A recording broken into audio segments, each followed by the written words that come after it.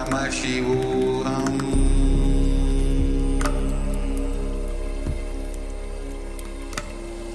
Om Nityananda Paramashivoham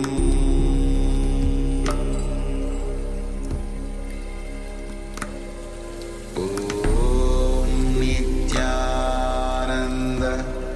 Paramashivoham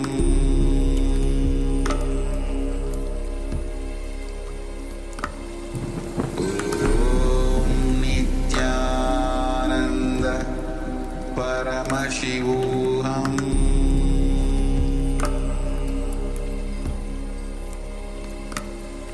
Om Nityananda Paramashivoham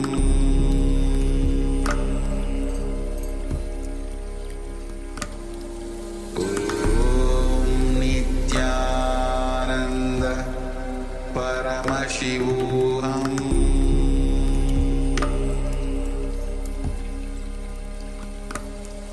Om Nityananda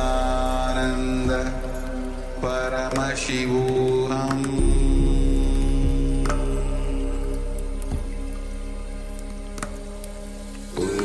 Om Nityananda Paramashivoham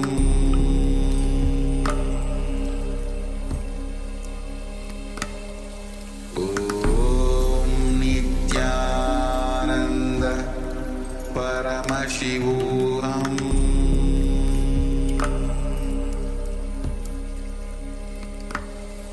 Om Nityananda Paramashivoham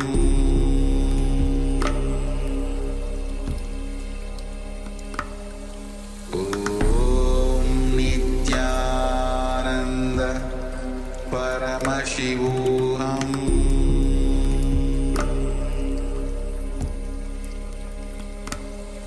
Om Nityananda Paramashivoham Om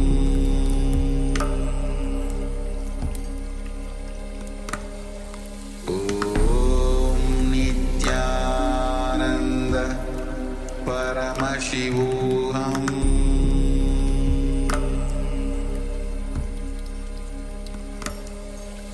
Om Nityananda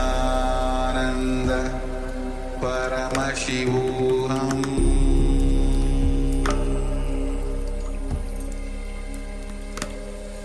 Om Nityananda Paramashivoham Om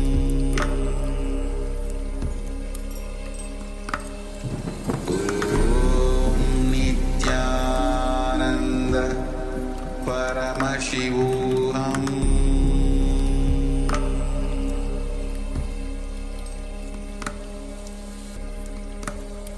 Om Nityananda Paramashivoham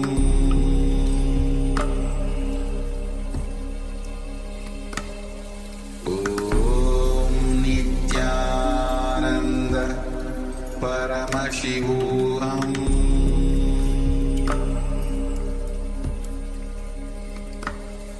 Om Nityananda Paramashivoham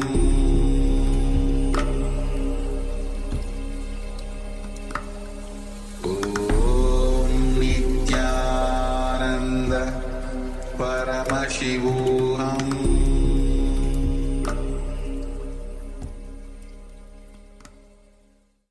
Now, slowly return to your physical body. Start to wiggle your fingers and toes, rotate your wrists and your ankles, move your arms and legs, pull your knees up towards your chest, and circle your legs with your arms.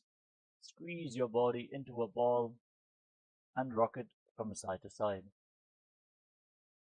Slowly return to a comfortable seated position.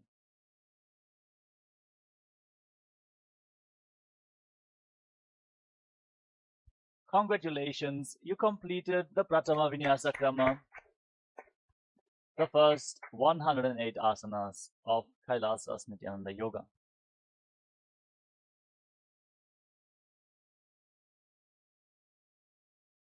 With this, let us now get ready to enter into the next asana of the Dvitiya Vinyasa Krama, which is Yathasa-Nishthasana, sitting in a comfortable posture that brings ease to your physical and mental space.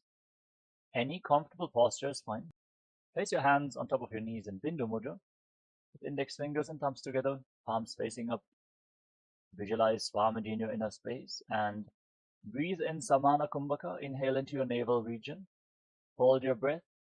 Feel the heat rising upwards from your navel. Meditate on the flame in your stomach.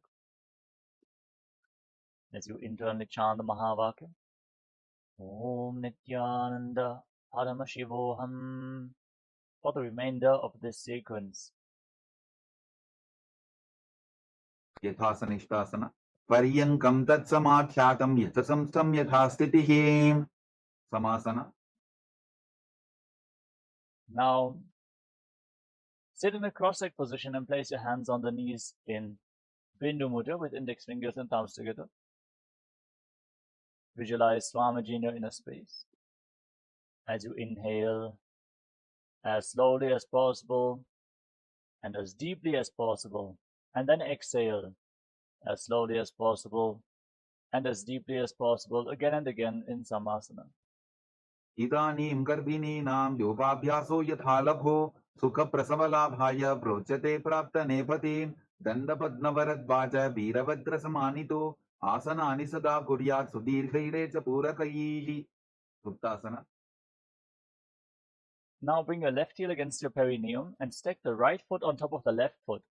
Place your hands flat on top of your knees, palms facing down. Gaze towards the tip of your nose and visualize yourself as a sage liberated by the Supreme Pontiff of Hinduism. Nipidasivinim sukshmam dakshinetara bulbhataha vamam yamyena gulbhena muktasanamidam bhavet. Siddhasana. Now shift your gaze up towards your third eye and visualize Swamiji in your inner space as you maintain your body in the same position. Sthanussamme midendriyo taladasha pasyan bhurvarantaram Saitan mokshakapata bhedasanakam siddhasanam projyate. Siddhyasana. Now shift your gaze to the ground in front of you. Gaze to the floor as you engage Mahamudra Bandha or Tribandhas and visualize Swamiji in your inner space. Vamaparitye idijana sivani madita sukothano. Rudrasana 2. Now shift your gaze up towards your third eye and rotate your hands on top of the knees into Bindu Mudra as you visualize yourself as Lord Rudra. Vamacharana paritachindarake ekachupatiye sevididakhe. Santadhunasana. Now shift your gaze to the tip of your nose and embody tranquility and an unshakable nature. Asanaki gunaman kirtana chalata amita. Siddhasana 2. Now bring your hands in front of your navel, cup one palm over the other in Samputa Mudra, resembling a closed lotus flower, as you visualize Swamiji in Siddhasana 2. Vijukarya samasina siddhasana udiritam prasarya bhuripadotu durvyamangushta madarate. Bandayunyasana. Now set the sankalpa to manifest through the womb of creation. Inhale all the way, hold your breath and enter Shanmukhi Mudra. Close the senses present in your face with your fingers. Lock your lips with little and ring fingers, your ring fingers just below the nostrils. Place your middle fingers on the bridge of your nose. Index fingers closing your eyes, thumbs locking your ears. Hold your breath in Shanmukhi Mudra in Bandha Yoni Asana. Yutra madhye mahadeva bandayunyasane shruno yatkritva khetaro bhutva vicharedi sharo yatha. Virasana. Now place your right foot on top of the left thigh and the left foot below the right thigh. Place your hands on top of the knees in Bindu Mudra as you embody the state and space of bravery. Ekam padamathaikasmin minyasyorani samstitaha itarasminstata chorum virasanam udiritam. Valmikasana.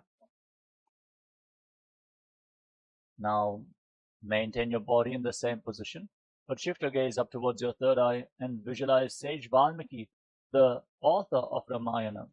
दाबा पग की पग थली पुनि एड़ी है जोनी मुद्रासना.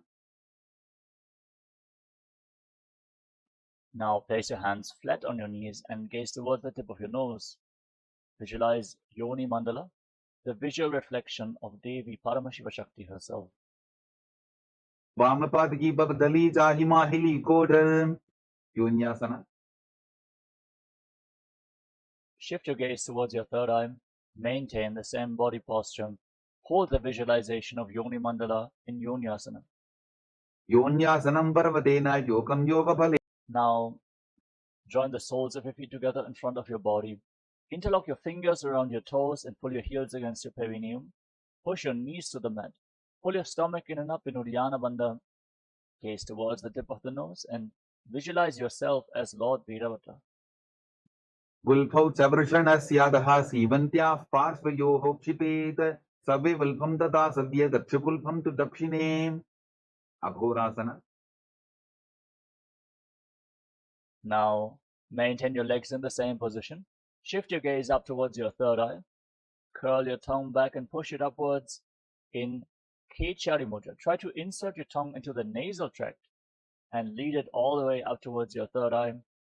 Place your left hand on the respective knee and cover your mouth with your right hand. Close the left nostril with your index finger and inhale through the right nostril. Then close both nostrils and hold your breath firmly. Then exhale through the left nostril. Again, inhale through the left. Hold your breath, exhale through the right, invert the breathing flow again and again in Abhyantara Kumbhaka as you visualize yourself as an Aghori in Aghorasana.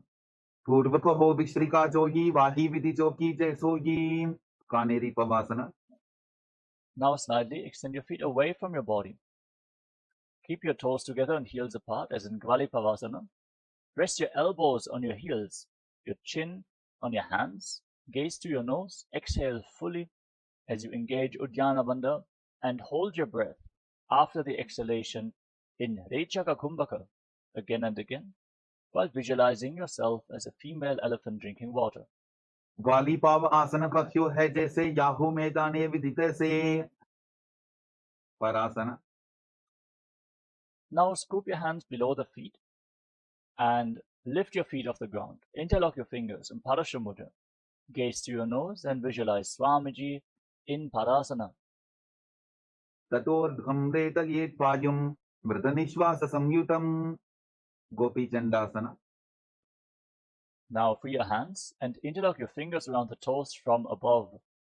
Pull your feet against your chest, rest your chin on your toes, fix your gaze at the tip of your nose and the body, the state and space of a king in Gopi Chandasana.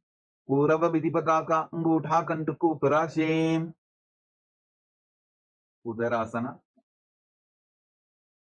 Now again, scoop your hands below the feet and interlock your fingers around the toes from below. Pull your feet against your chest, fix your gaze at the tip of the nose, and visualize your body free from any defects in Udarasana. दोहो पगदली संपुटाने उभय हस्तकरी Kurd हिताने. विशिष्टासना. Keep your fingers interlocked around the toes and lift your feet up higher in front of your forehead. Visualize yourself excelling in everything as you balance in Vishishtasana. दो पगदली जोड़ी संपुट करें. भुजासना. Now, one by one, lift your legs up over top of the respective shoulders. You can lean against the wall for support if needed. Then bend your arms up. Bring your hands around your neck. Try to interlock your fingers as you visualize yourself as a cobra. शिरासनं त विज्ञेयं कक्षासनम् अतः परं ग्रीवासनं त परमं भुजासनम् इहोच्यते. कल्याणासना. With your legs up over top of the respective shoulders, bend your arms down and bring your hands behind your back. Try to interlock your fingers as you balance in Kalyanasana. Gaze to the nose and visualize yourself as a beautiful, auspicious goddess. दो हाथ पकम नीचे आने तिनको बोड़ा नीचे खाने. संकटासना.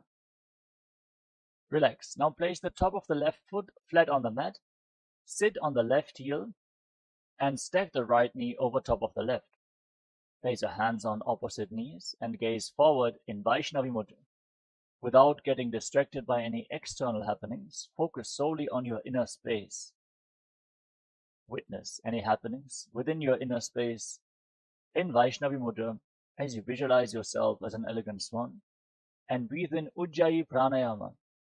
Contract your throat and make an ocean-like sound from your throat on in and exhalation as you inhale through nose and mouth simultaneously, and exhale only through the left nostril again and again. This is Ujjayi Pranayama, which cleanses the Vishuddhi chakra. वामपादं चितेर्मूलं सन्न्यसदर्नीतले पातदण्डेन जाम्येन वेष्टयेत् वामपादकम्. धेनुकासना. Now slide the left foot outside the hip and sit in between your heels. Place your hands flat on the top knee. Engage Uddiyana Bandha, the abdominal lock, and visualize a cow in your inner space in Dhenukasana. अनुषादिनकरपञ्जरं बृहिलिन्दवल्यं नीं Pachandrasana. Now place the right foot on top of the left thigh and the left foot on top of the right knee. Bring your left arm behind your back and twist your spine. Hold on to opposite thighs with your hands. Once you catch a hold of your thighs, twist your spine even more with the support of your hands. Gaze up towards your third eye. Keep your back straight and visualize Swamiji in Machandrasana. Vamatangapariddhacharathane Vamahastapishthedi Sane. Machandrasana 2. Now untwist your spine, hold onto your big toes, and lean forward and down. Place your forehead on the ground as you visualize Swamiji in Machandrasana 2. Prasamaji Manatarna Jadoji Vamarandhaparita Kesoji. Guru Asana. Rise up and interlock your fingers. Place them on the top knee, the left knee, as you engage Mahamudra Bandha, root lock, abdominal lock, and throat lock. Visualize your Guru, Swamiji, in Guru Asana. Uramule Idrapadasya Kanichika Pradesh Vulbham Samsapya. Sankatasana. Now place the top of the right foot flat on the mat and sit on the right heel. Stack your left knee over top of the right and place your hands on opposite knees. Gaze forward without being distracted by external happenings in Vaishnavi Mudra. Focus on your inner space as you visualize yourself as an elegant swan, and Sankatasana on the other side. Vamapadam Chitirmulam Sanyasadar Nitale Patadandena Jamyena Vestayet Vamapadakam. Dhenukasana. Now slide the right foot outside the hip.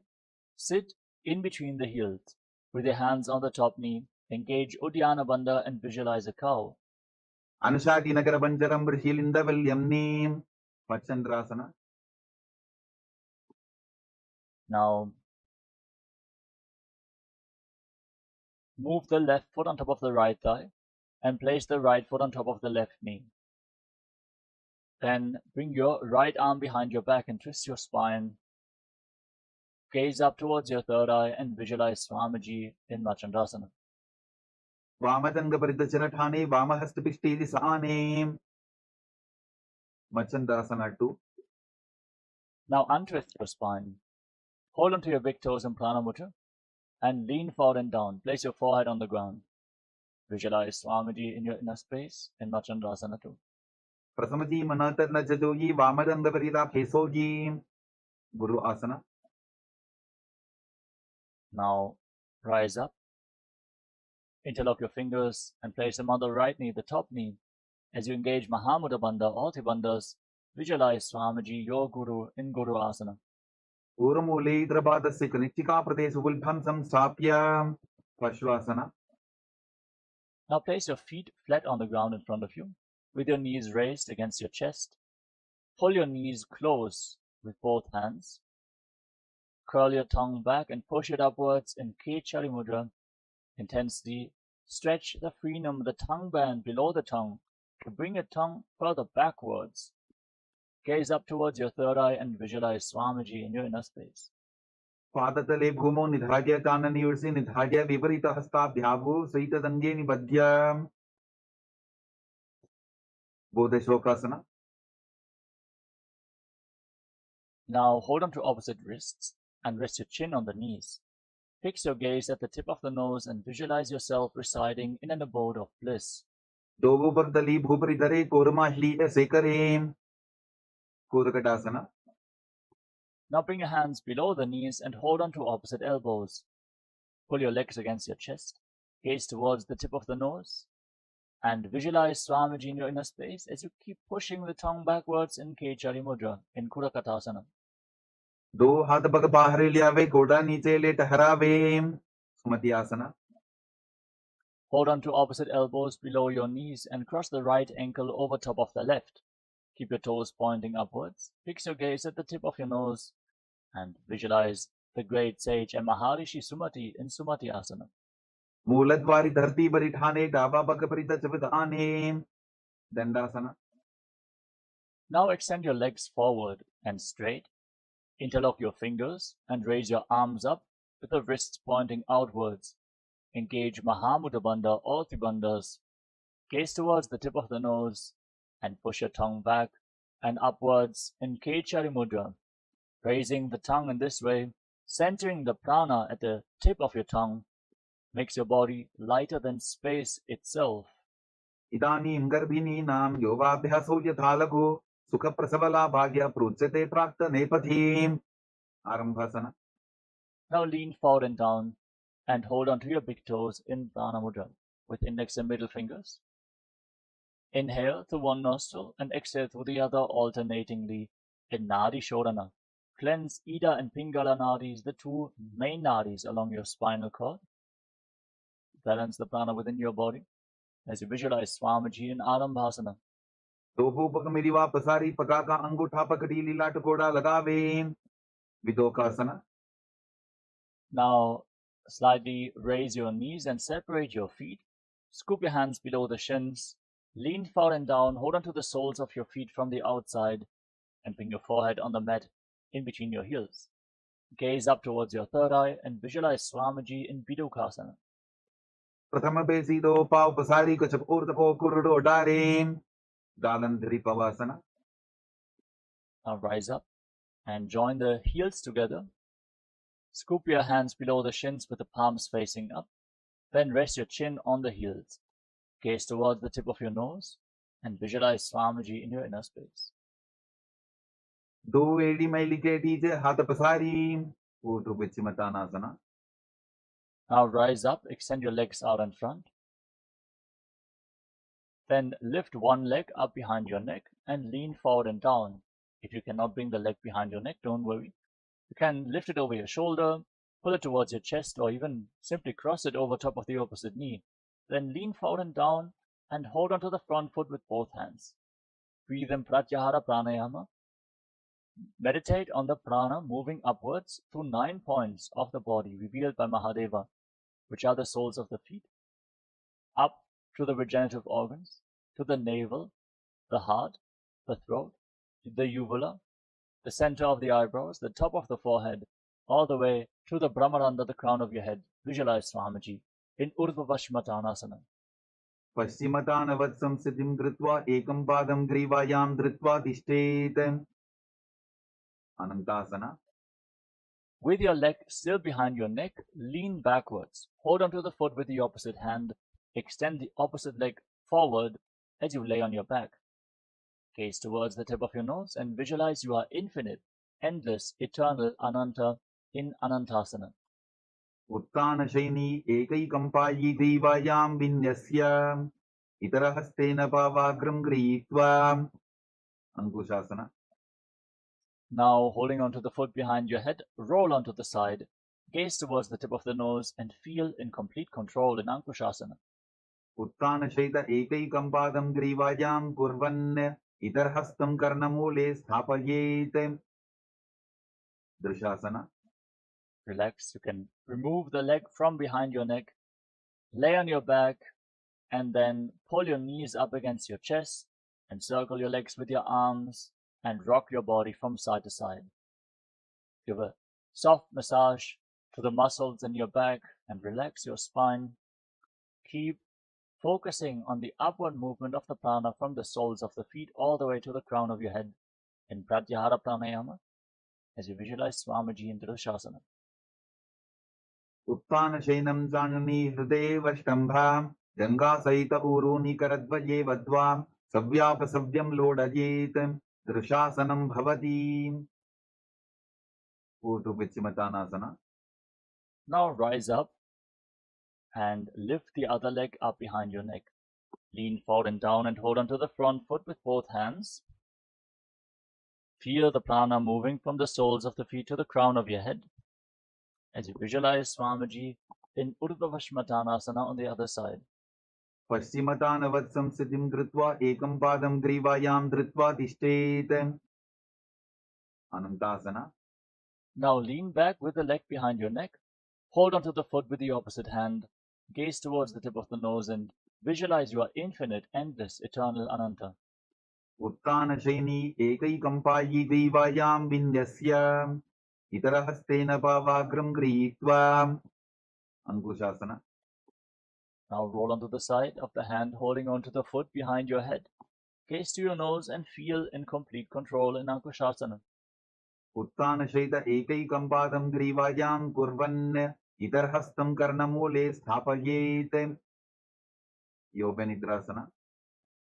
Now lay on your back and one by one lift your legs up and behind your neck. Again, if you cannot bring the legs behind your neck, you can lift them over your shoulders or pull them towards your chest. Open up your hips and then interlock your hands around your lower back. Gaze towards the tip of the nose and visualize Swamiji in Yoganidrasana. पादाभ्यां वेष्टयेत् कण्ठं हस्ताभ्यां पृष्ठबन्धनं तन्मध्ये शयनं कुर्यात् योगनिद्रा सुखप्रदा. Atmaramasana. Now, with your legs up over top of the respective shoulders, bend your arms up and interlock your fingers around your neck. Gaze towards the tip of the nose and visualize Lord Vishnu is blessing you from within in Atmaramasana.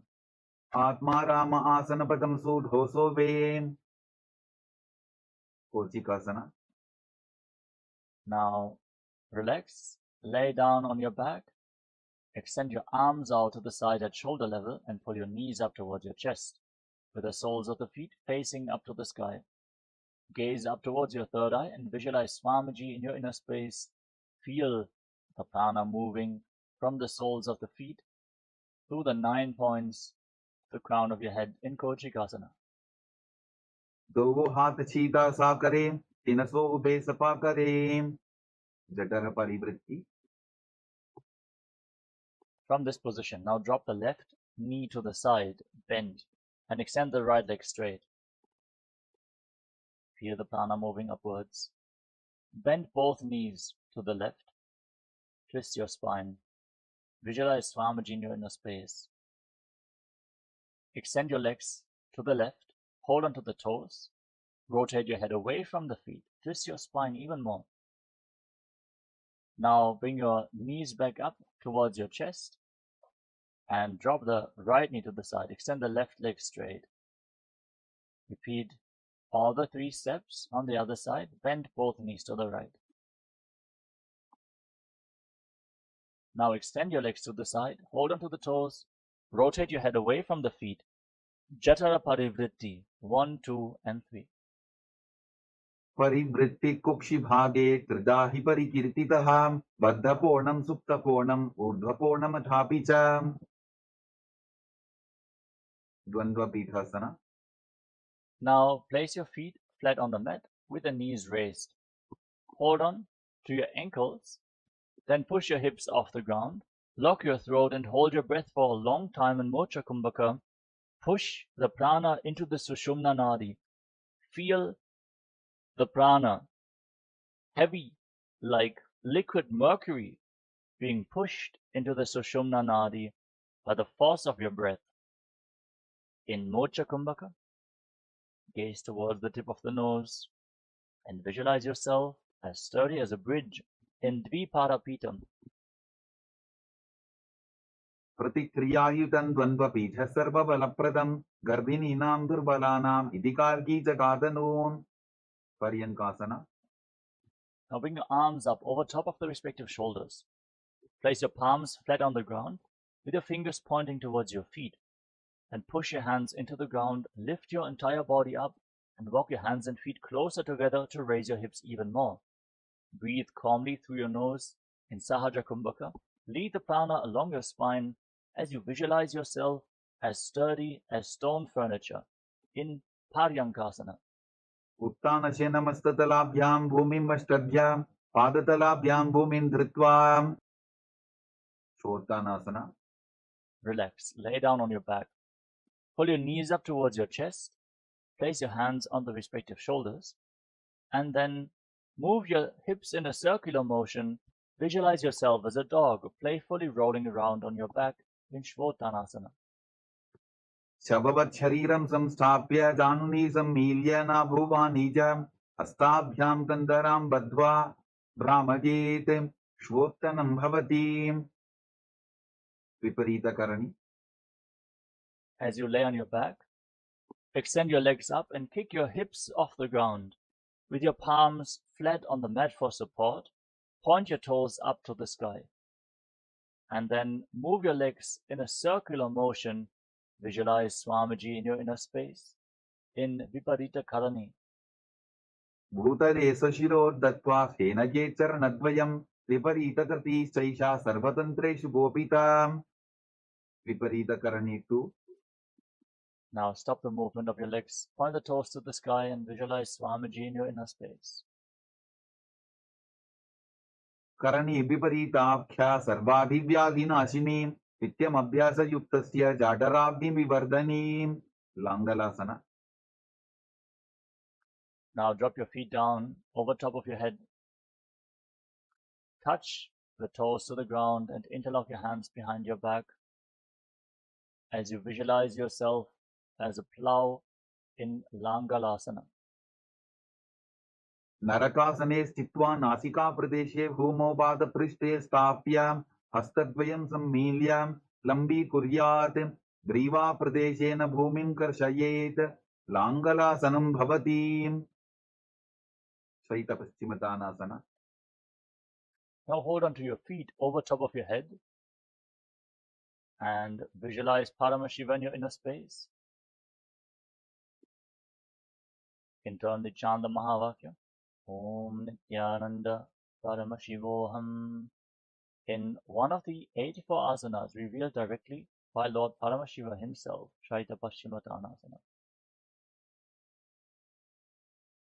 प्राणं शयित्वा कुर्वीत शैतपश्चिमतानकम्.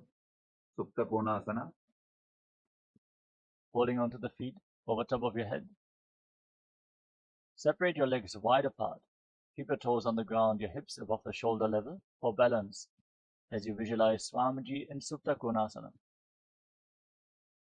परिवृत्तिकुक्षिभागे त्रिदाहि परिकीर्तितः बद्धकोणं सुप्तकोणं ऊर्ध्वकोणमथापि च. Chakrasana.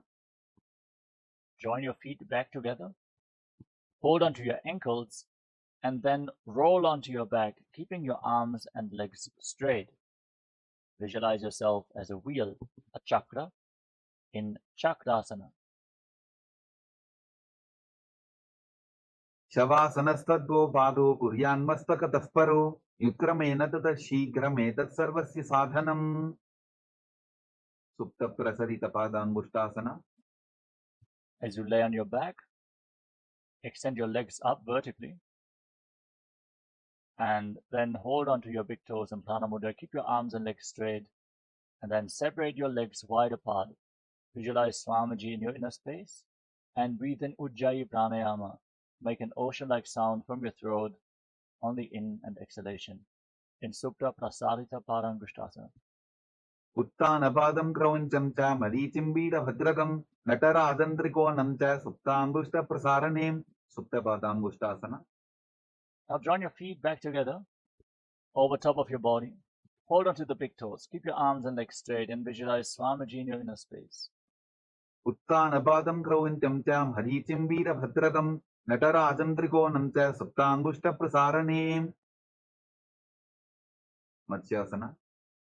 Now cross your legs into Padmasana. Bring your knees to the ground and hold onto opposite elbows over top of your head. Gaze towards the tip of the nose and visualize Matsya, the fish avatar of Lord Vishnu. Bhukta Padmasanam Krutva Uttanasainan Charit Purparabhyam Shiro Bheshya Matsyasanam Tu Rogaha. Parasaramasana. Now place the back of the right hand on top of the left palm over your head. Gaze towards the tip of the nose and visualize Lord Rama in your inner space. Prathamakare Padmasana Ache Sudho Sove Bhuparipache. Sarvambhasana. Now kick your knees and your hips up off the ground. Support your lower back with your hands. Elbows resting on the mat, supporting you. Gaze to your nose. Hold your breath in Mocha Kumbhaka for a long time. And visualize Swamiji in Sarvangasana. Atha Kshetra Samkshepat Sarvangasana Uttamam Yat Krutva Yoga Nipuna Vidya Vispandito Yatha. Vrichikasana. Now lay on your back and place one foot on top of the opposite knee. Pull your knees against your chest. By the strength of your core, extend your arms up over top of your head and hook your fingers forward like the stinger of a scorpion. As you gaze to your third eye, hold your breath in Mocha Kumbhaka. In Vrishchikasana, the scorpion pose. Prathamashaina Sudho Shishike Shiki Sandhi Sudakhe. Vrichikasana. Now exchange the position of your feet. Again, extend your arms up, hook your fingers forward, and visualize yourself as a scorpion. Prathamashaina Sudho Shishike Shiki Sandhi Sudakhe. Vrishabhadakshepasana. As you lay on your back, interlock your fingers around your neck and alternate pulling your knees up towards your chest again and again, keeping your legs off the ground. Visualize Swamiji and breathe calmly in Sahadra Kumbhaka in Vrishabhadakshepasana. Uttanasenam Kritva Anvali Bikandrambadva Purparam Litva Nitambena Bhumim Sprishtva. Marottanasana. Now place your palms on the ground at the side of your hips and pull your knees up again and again, trying to touch your ears with the respective knees in Marottanasana, visualizing Swamiji in your inner space. Shvotanavat Samsiti Kritva Janandayam Paryayena Karmayoho Samsprishet. Virkasana. Now place the soles of the feet flat on the mat and keep your knees raised. Then stand up and lay back down again and again while visualizing yourself as a wolf in Vrikasana. Uttanasinam Kritva Padatalabhyam Bhumim Kritva Uttishtet Vrikasanam Bhavati. Lotasana. Come to a squatting posture and then roll backwards again and again. Support your neck with your hands or tilt your head to the side to protect your neck as you visualize Swamiji in Lotasana. Uttanasenam Padaushya Ullangya Bhumo Stapayitva Nibjam Bhuyadi Nibjam Shainam. Sarathasana. Now lay down on your stomach. Keep your hands at the side of the shoulders, the top of the feet flat on the mat. Contract your lips and make a whistling sound like a flute on the inhalation through your mouth. Exhale through your nose. Visualize yourself as a chariot, carrying warriors into a battle for Dharma on your chariot back in Sarathasana. Nibjam Shainam Kritva Nabhim Bhumo Nidhaya Sambhaddastabhyam Bhumim Vashtadya Oshto Nimilya Venuvatsam Kritya Tishtet Sarathāsanam Bhavati. Dehalyullankanasana. Now push your hands into the ground. Lift your body back up into a plank position and alternate jumping your feet in between the hands back and forth as you visualize yourself transcend body and mind. Hastadvayam Badva Tanmadhyarnadvayam Uddaniva Bahiraniya Athanajit Dehalyullankhanam Bhavati. Satyasana. Now rise up and lean forward and down. Place your palms on the ground in front of you. Walk around on hands and feet as you visualize yourself as a wise 60-year-old elephant in Jatyasana. Athaja Atyasanam Bakshe Yenajadisvaro Bhavet Hastandri Bhumochakamanam Agamanam Tataha. Next up is Lolitika Karana. Now stand with your heels touching, toes pointing outwards, knees slightly bent in Arimandi. Extend your arms to the shoulder level. And rotate your arms around your body. Move your head in all directions. Open up your chest intensely. In Lolitika Karana.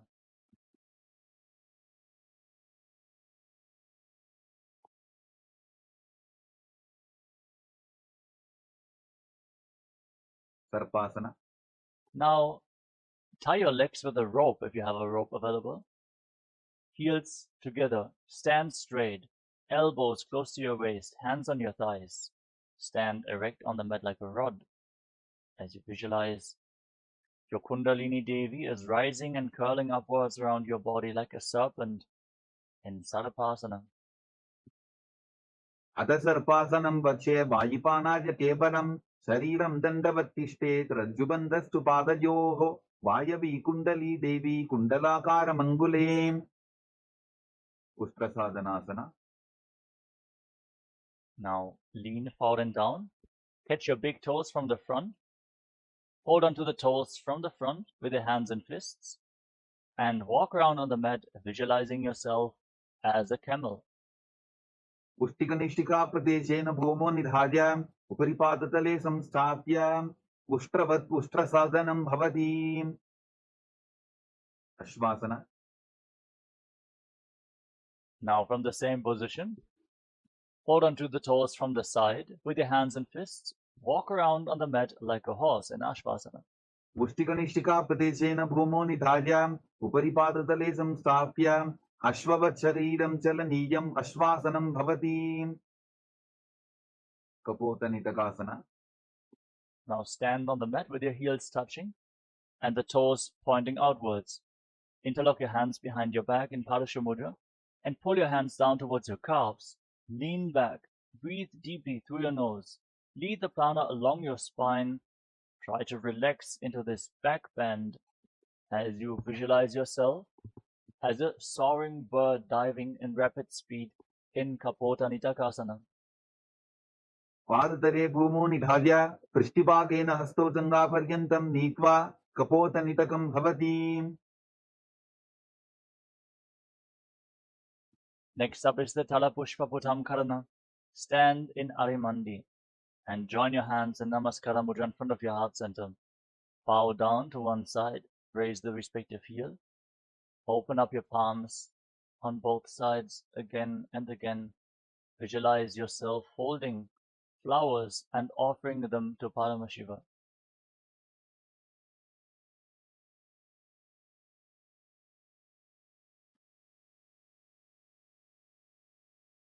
खड्गासना.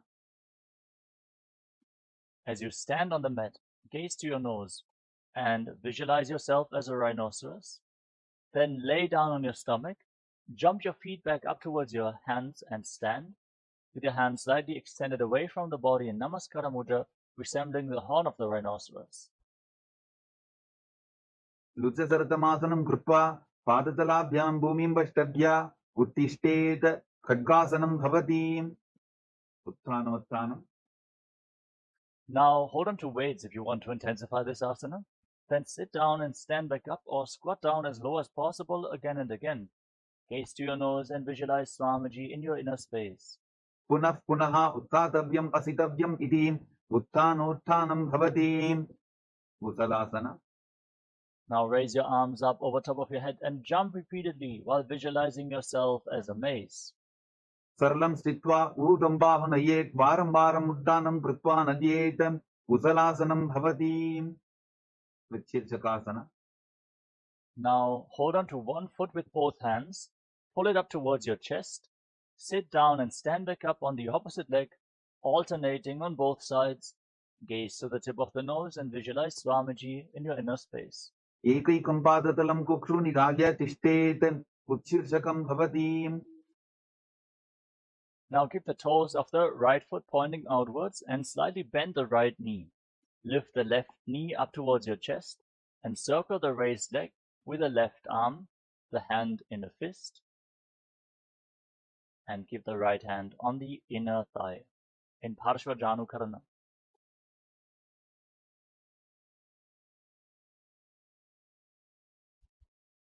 ताण्डवासना. Now extend the left leg forward Extend your arms, holding onto weights. Sit down and stand back up as you visualize yourself dancing as Lord Shiva in Tandavasana. एकेन पादेन स्थातव्यं ताण्डवासनं भवति ब्राह्मणासना. Now bring the left foot towards the inner right thigh. Keep your hands at the side of the knees and visualize that Lord Brahma is blessing you from within in Brahmanasana. ब्राह्मणासनमावक्ष्य यत्कृत्वा ब्राह्मणो भवेत् एकपादमरो दत्त्वा तिष्ठेत् दण्डाभृतर्भुवि. Karvasana 3. Now bring the left leg over and around the right knee. Tuck the toes behind the calf. Bring the left arm below the right and join your hands in Namaskara Mudra as you visualize yourself as Lord Garuda. उत्तानकूर्मपीठं च संभस्कारुडमेव च पाताजनं गोमुखं च भारद्वासं त्रिविक्रमम्. एकपादासना. Now place the left foot on top of the right thigh and hold onto the respective knees with your hands. Slightly squat down to hold onto the knees and visualize Swamiji in your inner space in Ekapadasana. दक्षाङ्घ्रिं वामपादस्य दण्डोपरि निधाय च. ध्रुवासना. Now hold onto the big toe of the left foot in Prana Mudra and extend the leg out to the side. As you rotate quickly on the standing leg, visualize yourself as the North Pole star in Dhruvasana. एकेन हस्तेन दण्डरूपस्य एकस्य पादस्याग्रं धृत्वा इतरपादतलं भूमौ निधाय त्वरया भ्रमणं कर्तव्यं. ध्रुवासनं भवति. त्रिविक्रमासना. Now lift the left leg up and behind your neck. If you cannot bring the leg behind your neck, you can lift it over your shoulder, pull it towards your chest, cross it over the opposite knee, then stand up, sit down, and stand back up, performing the 3 steps of Lord Vishnu. Visualizing Lord Vishnu is blessing you from within. ग्रीवायां पादं संस्थाप्य स्थातव्यम् उत्थातव्यं. त्रिविक्रमासनं भवति.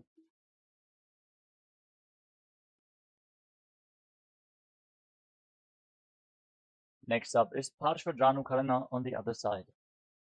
Now, keep the toes of the left foot pointing outward, the left knee slightly bend, raise the right knee against your chest, and circle it with the respective hand. Inner fist, the left hand on the inner thigh.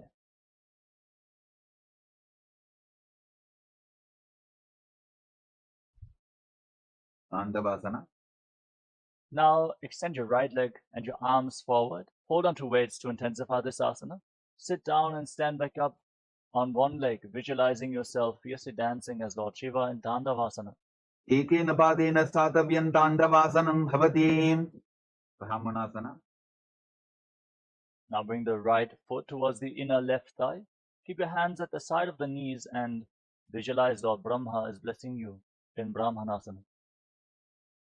ब्राह्मणासनमावक्ष्य यत्कृत्वा ब्राह्मणो भवेत् एकपादमरो दत्त्वा तिष्ठेत् दण्डाभृतर्भुवि. Karvasana 3. Now bring the right leg over and around the left knee. Tuck the toes behind the opposite calf. Bring the right arm below the left and join your hands in Namaskara Mudra. Visualize yourself with big wings on your back as Lord Garuda in Garudasana 3. उत्तानकूर्मपीठं च संभस्कारुडमेव च पाताजनं गोमुखं च भारद्वासं त्रिविक्रमम्. एकपादासना. Now lift the right foot on top of the left thigh. Slightly squat down and hold on to the respective knees with your hands. Hold this position as you visualize Swamiji in your inner space. दक्षाङ्घ्रिं वामपादस्य दण्डोपरि निधाय च. ध्रुवासना. Now hold on to the right big toe.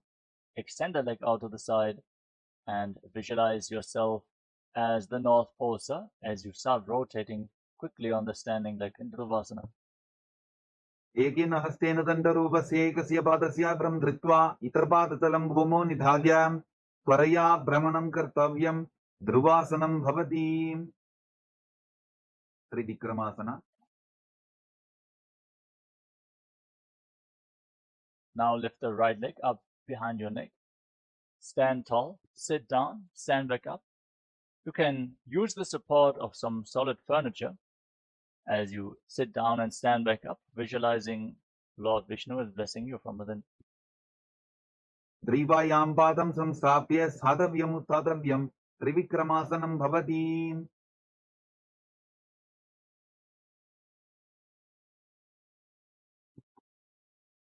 Next up is Samanaka Karana.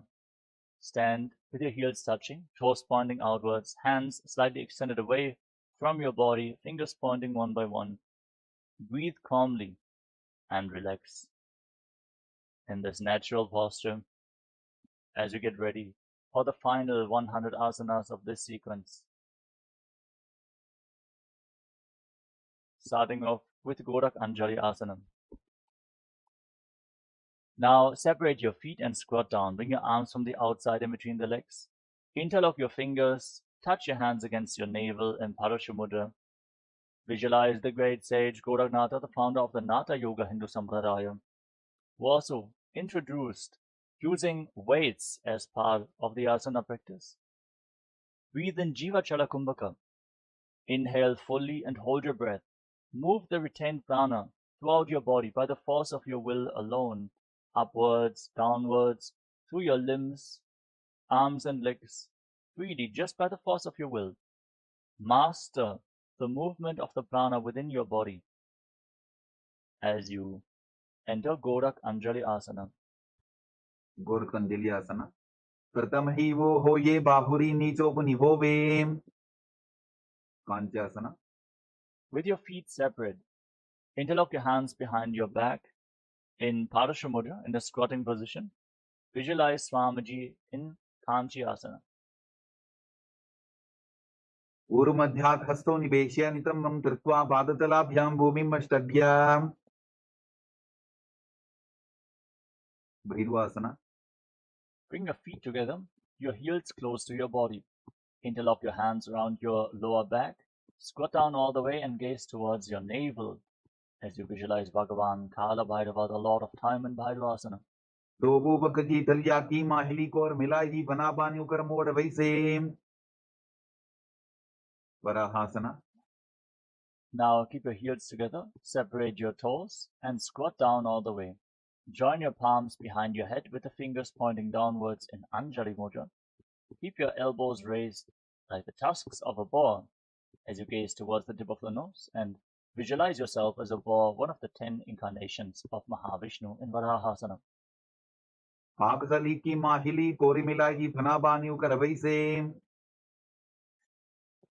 Pradithasana. Now hold onto your big toes in Prana Mudra and raise your hips to the same level as your knees as you visualize Swamiji in your inner space.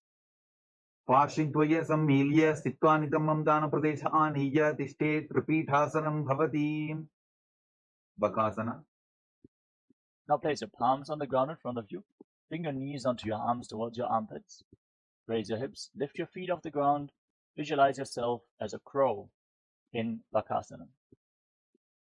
Hastadhyamo nimavastabhya januddoyamnabho sammilya. Sushtanga Kapalyasana. With your hands flat on the ground, place your head on the mat. Form a triangle between your head and your hands. Keep your hips above the shoulders. And extend your legs up into a headstand. Then cross your legs into Padmasana. Gaze towards the tip of the nose and visualize Swamiji in your inner space in Sushtanga Kapalyasana as you continuously breathe in Jiva Chala Kumbhaka, moving the retained prana throughout your body by the force of your will. Asana povana kapara acho hoyi. Uttasana. Now lower your legs down, come to a kneeling position.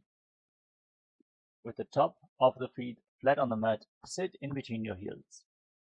Place your hands on the knees, gaze towards the tip of your nose, and internally chant the Mahavakya. Om Nityananda Paramashivoham. As you visualize that you are sitting in the secret seat with Paramashiva and Guru in Guptasana.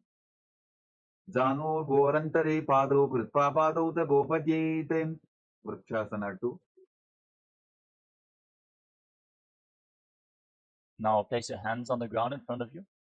Raise your hips, walk your feet forward, and kick your legs up into a handstand. Everyone should perform this asana to purify all the 7 chakras.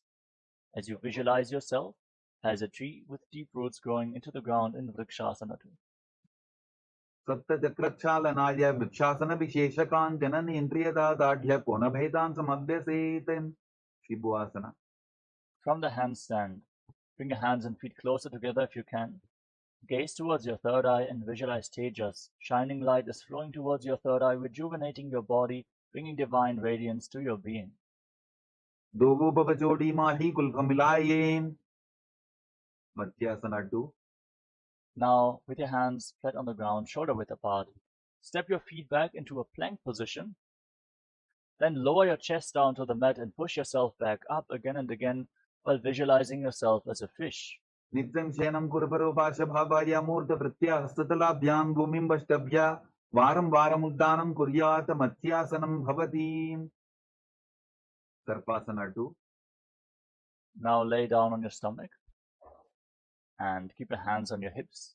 Lift your head and chest from side to side as you visualize and move your body like a serpent in Sarupasana 2. दिव्यं शयनं कृत्वा हस्तोनितमं संस्थाप्य पादोदीकीकृत्य सम्मीलयन् पुरसदन्तव्यं सर्पासनं भवति. निदालम्बनासना. Now place your elbows down on the ground in front of you. Rest your chin on your hands and place the top of your feet flat on the mat. Visualize your body without any external support floating in space in Nidalambanasana.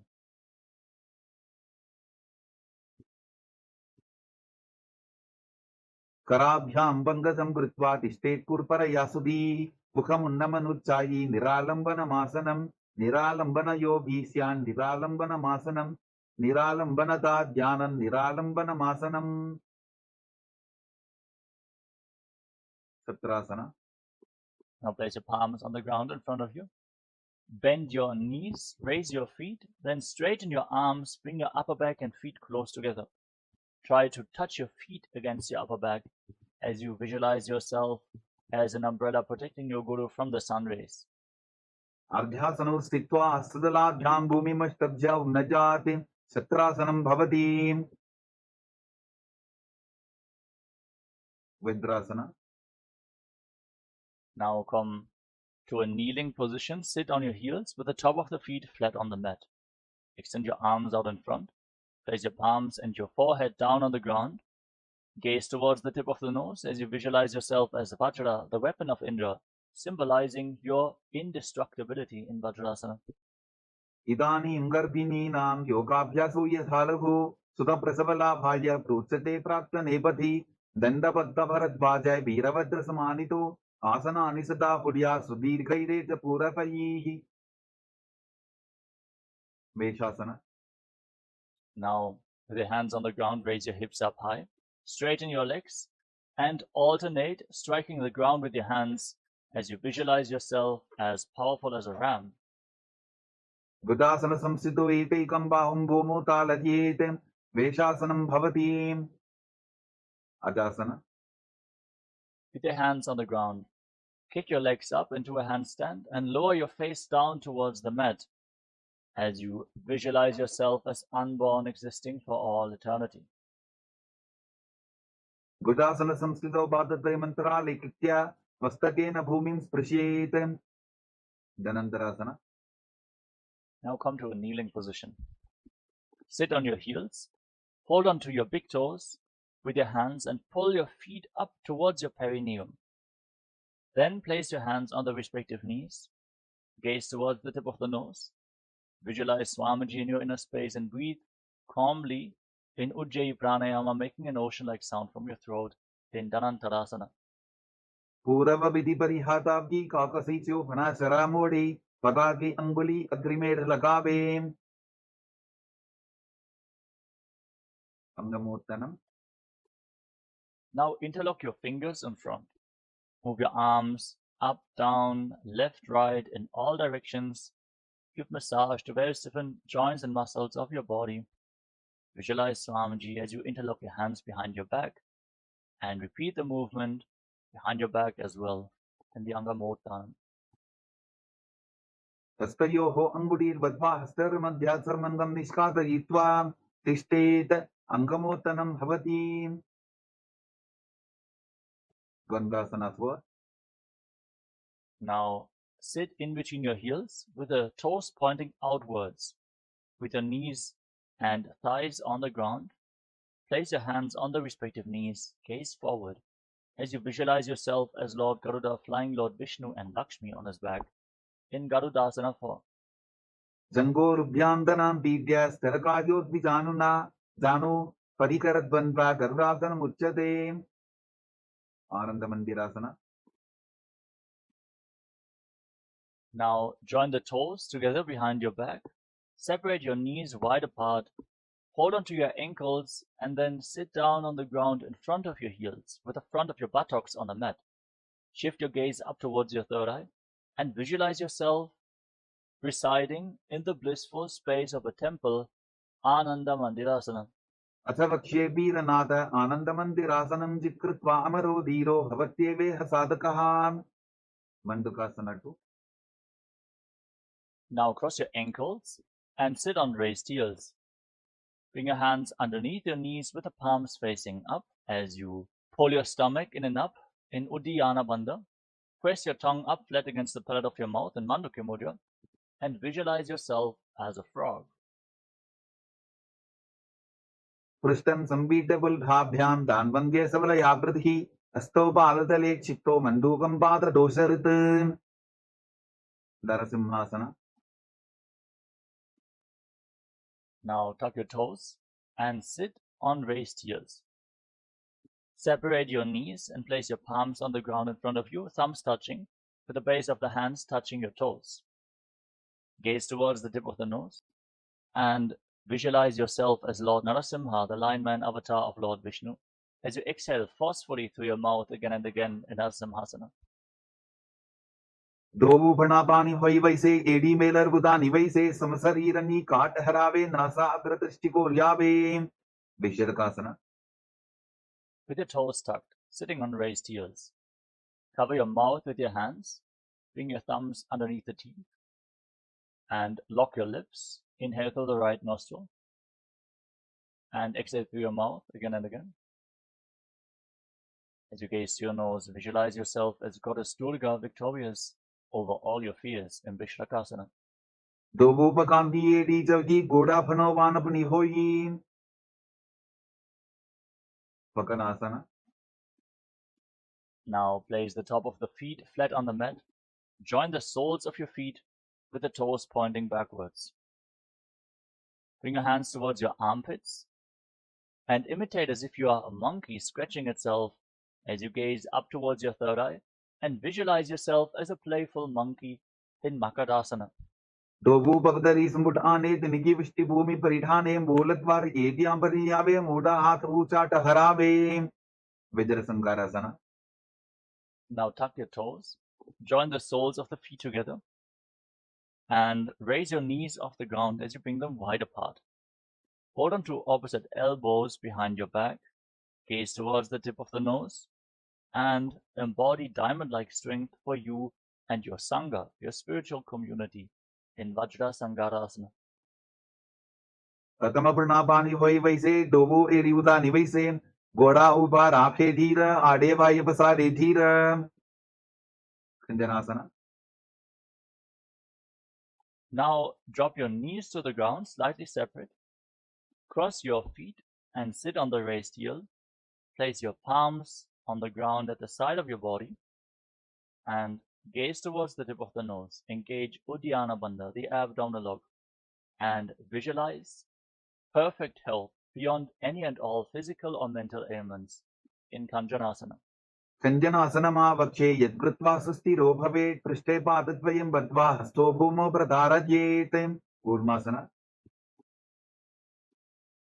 Now maintain the same position. Place your hands on the respective knees and make your upper back and neck stiff like the shell of a turtle, with a stable body and mind to live for centuries. As you gaze to your nose in Kurmasana, another term, the turtle pose. गुल्फौ चवर्षणस्याधो विक्रमेण समाहितौ ऋजुकाय शिरो ग्रीवं कूर्मासनमितीरितं. योगासना. Now maintain the same position and relax your upper back and neck. Gaze to your nose and visualize Swamiji in your inner space.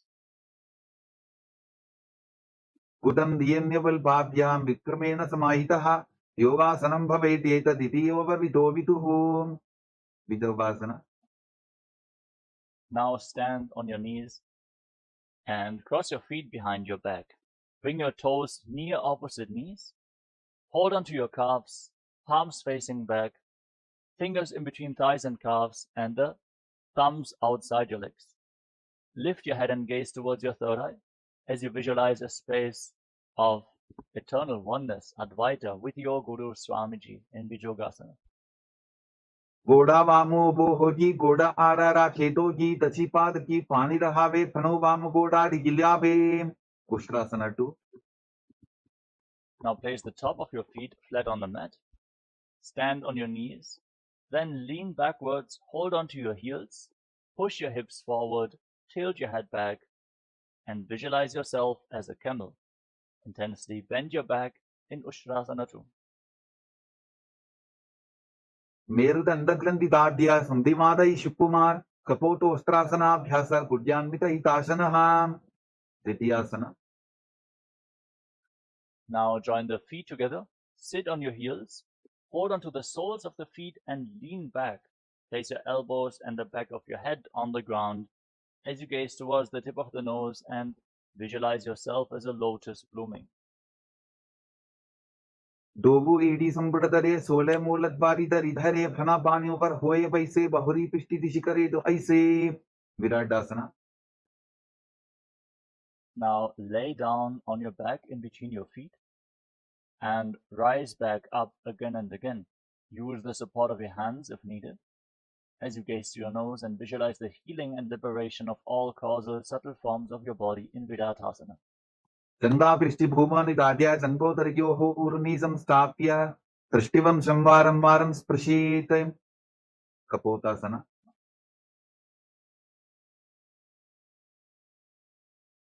Now sit on your heels and lean backwards.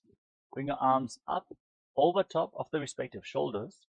Hold on to your heels and try to bring your head in between your heels as you visualize yourself as a beautiful dove in Kapotasana. Merudandagranthidadya sambhipadai shuppuman kapoto ustrasana bhyasa gurjanmita hitasana. Varasana. Now rise back up onto your knees. Stand on your knees with the toes tucked behind your back. Hold on to opposite elbows in front of your chest. Gaze towards the tip of the nose. Visualize Paramashiva in your inner space. Chant the Mahavakya.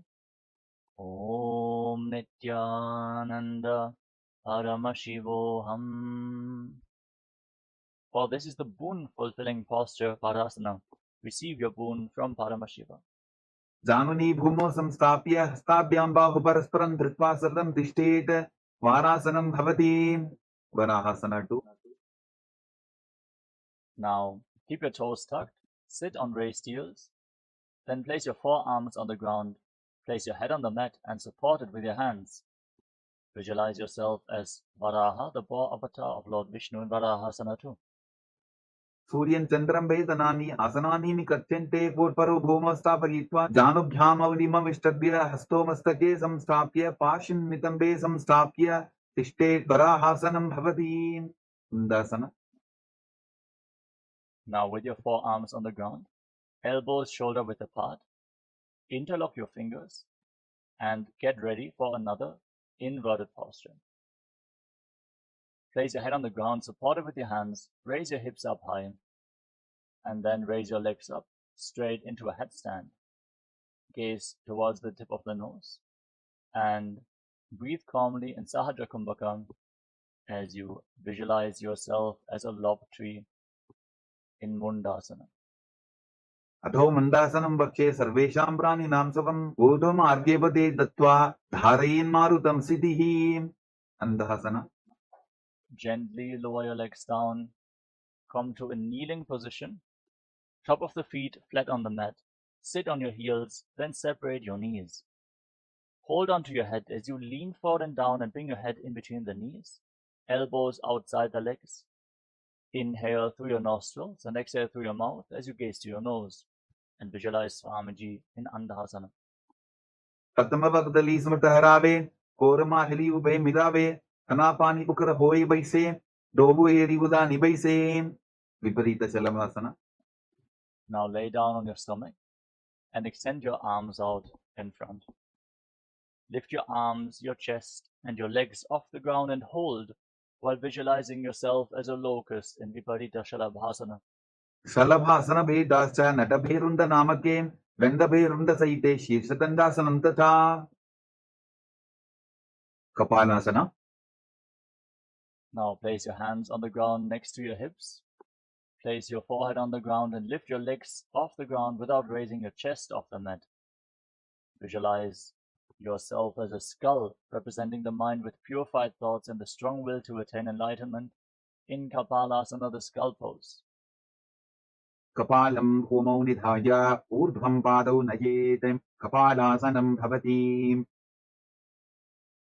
Akashakapotasana.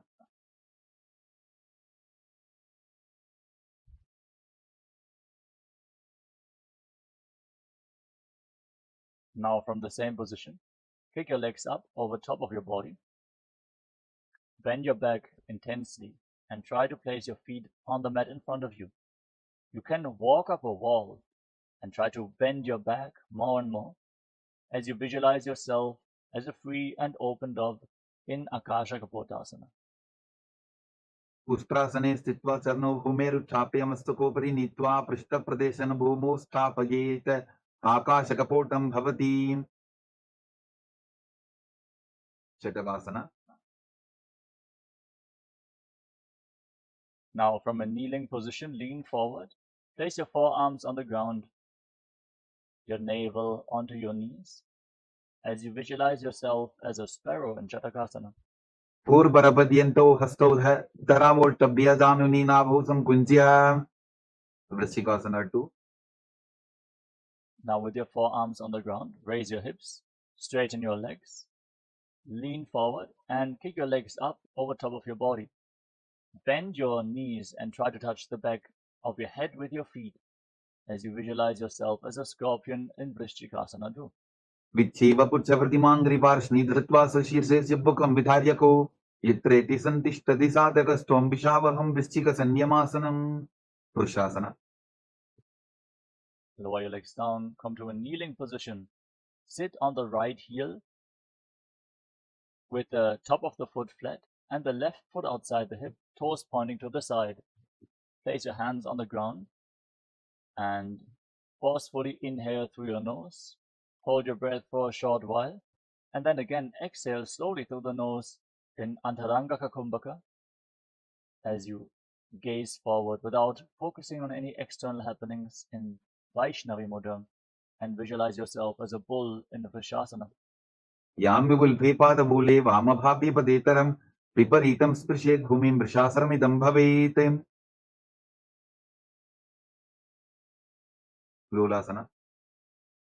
Now keep your hands on the ground and cross the toes of the left foot over the right. Push your hands into the mat and lift your entire body off the ground as you visualize Swamiji in Lolasana. Lolasanam tata puryat vayulola pakhatanat sthira vayu prasadena sthiracheta bhavetritam. Vrishasana. Now sit down on the left heel and keep the right foot outside the hip with the toes pointing to the side. Gaze forward and visualize yourself as a bull in Vrishasana on the other side. Yamvipulpepada bhule vamabhavya padetaram Viparitam sprishet bhumim vrishasaramidam bhavet. Balavunasana. Now place the right foot flat. Tuck the toes of the left foot and sit on the left heel. Place your hands on the respective knees and visualize Balagunahai, one of the 84 siddhas in your inner space, in Balagunasana. Asana kovada darabhikara jagi. Grahasana. Now stand up, slightly separate your feet, squat down, bring your arms through the legs and hold onto your ankles from the outside. Squat down all the way and visualize yourself as the entire planet in Grahasana. पाददये भूमौ संस्थाप्य दानमध्ये कुर्वरौ स्थाप्य हस्ताभ्यां गुल्फप्रदेशो धृत्वा तिष्ठेत् ग्रहासनं भवति. बालवनासना. Now, tuck the toes of the right foot and sit on the right heel with the soles of the left foot flat on the ground. Place your hands on the respective knees, gaze forward in Vaishnavi Mudra. Focus on the happenings of your inner space as you visualize Balagunahai in Balagunasana. आसन को उदर विकार जागी. Utkatasana. Now, step both feet in towards your body. Keep the toes tucked. Sit on raised heels with your knees together. Hold on to weights if you want to intensify this asana as you visualize Swamiji in Utkatasana. Ijas pichos tiyata purvachano yitrasane padataladvayo parim. Vajrasangarasana 2. Now join the soles of your feet together. Separate your knees wide apart, knees off the ground. Hold on to opposite elbows behind your back and visualize Swamiji in your inner space. Prathama pani hoye jaise dobu eti budani vaise. Goda ubha raketiya adevaya pasare dhiran. Anilasana. Now place your palms on the ground. Step your feet onto the back of your hands. Squat down all the way and keep your arms straight, elbows close to your navel. Gaze towards the tip of the nose and visualize that you are able to consume and live off of air alone in Anilasana. दो हाथ भूमि पर ठाने पहनी जाड़ी नाभिलत आने फना दो ऐसे विधि करे पृष्ठि हथेलियां की परिधरे. पादुकासना. Now place the back of your hands on the mat. Step your feet onto your palms. Wrap your hands around the feet like shoes and walk around on the mat while visualizing yourself wearing padukas, walking all across Kailasa in Padukasana. हस्ततरयोः पादतले कृत्वा तिष्ठेत् गच्छेत् पादुकासनं भवति. कुक्कुटोड्डानासना. Now place your palms on the ground. Kick your legs up and let them fall back down again and again as you visualize yourself as a rooster.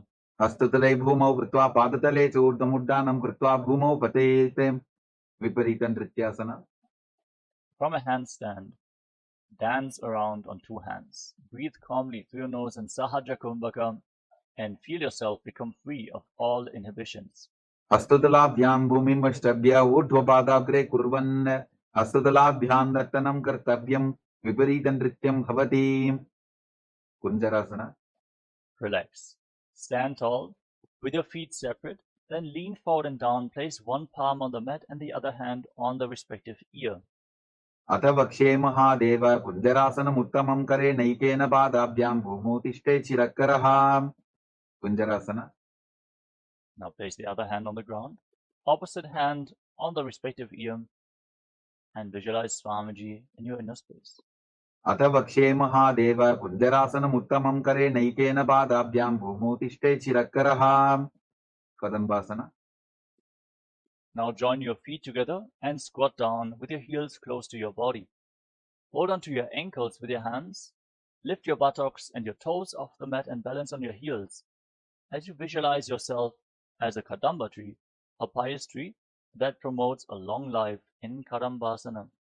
पार्श्वभ्यां भूमिं वष्टभ्य हस्तद्वयेन पुल्भौ धृत्वा तिष्ठेत् कदम्ब भवति. पवनमुक्तासना. Now place your feet flat on the mat and sit on the ground. Pull your knees against your chest with your hands.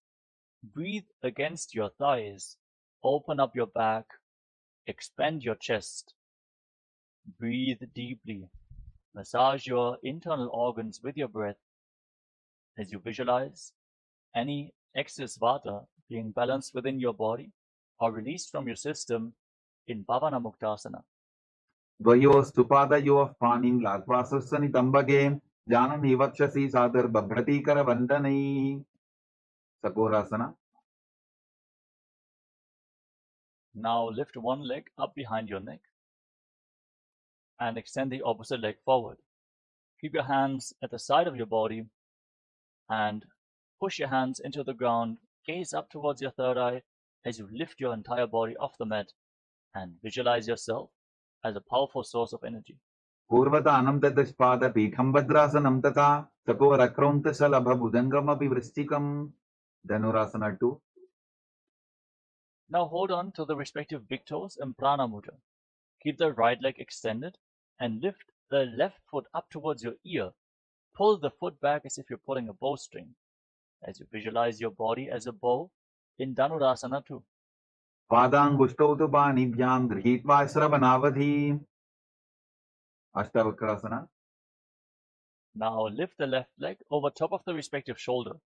Place the right foot on top of the left foot. Extend both legs out to the side.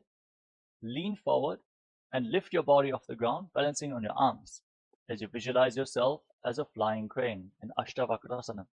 वासिष्ठमदकौन्दिन्यम् ऊर्ध्वकुकुटमेव च अष्टावक्रमसोत्थानं मयूरं सेतुबन्धनं pranasana. Now place the left foot flat on the mat with a knee raised. Place the right foot on top of the left thigh and bring your left shoulder underneath the raised knee, pushing the right knee to the ground. Gaze up towards your third eye and visualize that you are immortal, able to exist solely on prana in pranasana. एतत् प्रभेदं वक्ष्यामि करोति यः स चामरः एकपादमुरो बद्ध्वा स्कन्धेऽन्यत्पादरक्षणं पार्श्वमत्स्येन्द्रासना. Now bring the right foot outside the left hip and step the left foot over top of the right knee. Twist your left elbow outside the raised knee and bring your hand below to interlock both hands behind your back. Gaze up towards your third eye and visualize Sage Matsyendranath, the master of Hatha Yoga, in Parshvamatsendrasana. पार्श्वाभ्यां दत्तदेयास्तु पार्श्वमत्स्येन्द्रमुत्तमं चकोरासना. Now lift the other leg up behind your neck. Extend the opposite leg forward. Place your hands on the ground. Lift your entire body off the ground and gaze towards your third eye as you visualize yourself as a powerful source of energy. पूर्वतानं ततस्पादपीठं भद्रासनं तथा चकोरक्रौन्तशलभभुजङ्गमपि वृश्चिकं Dhanurasana 2. Now hold on to your big toes in Prana Mudra and pull the right foot towards your ear, the left leg extended. Visualize yourself as a bow in Dhanurasana 2.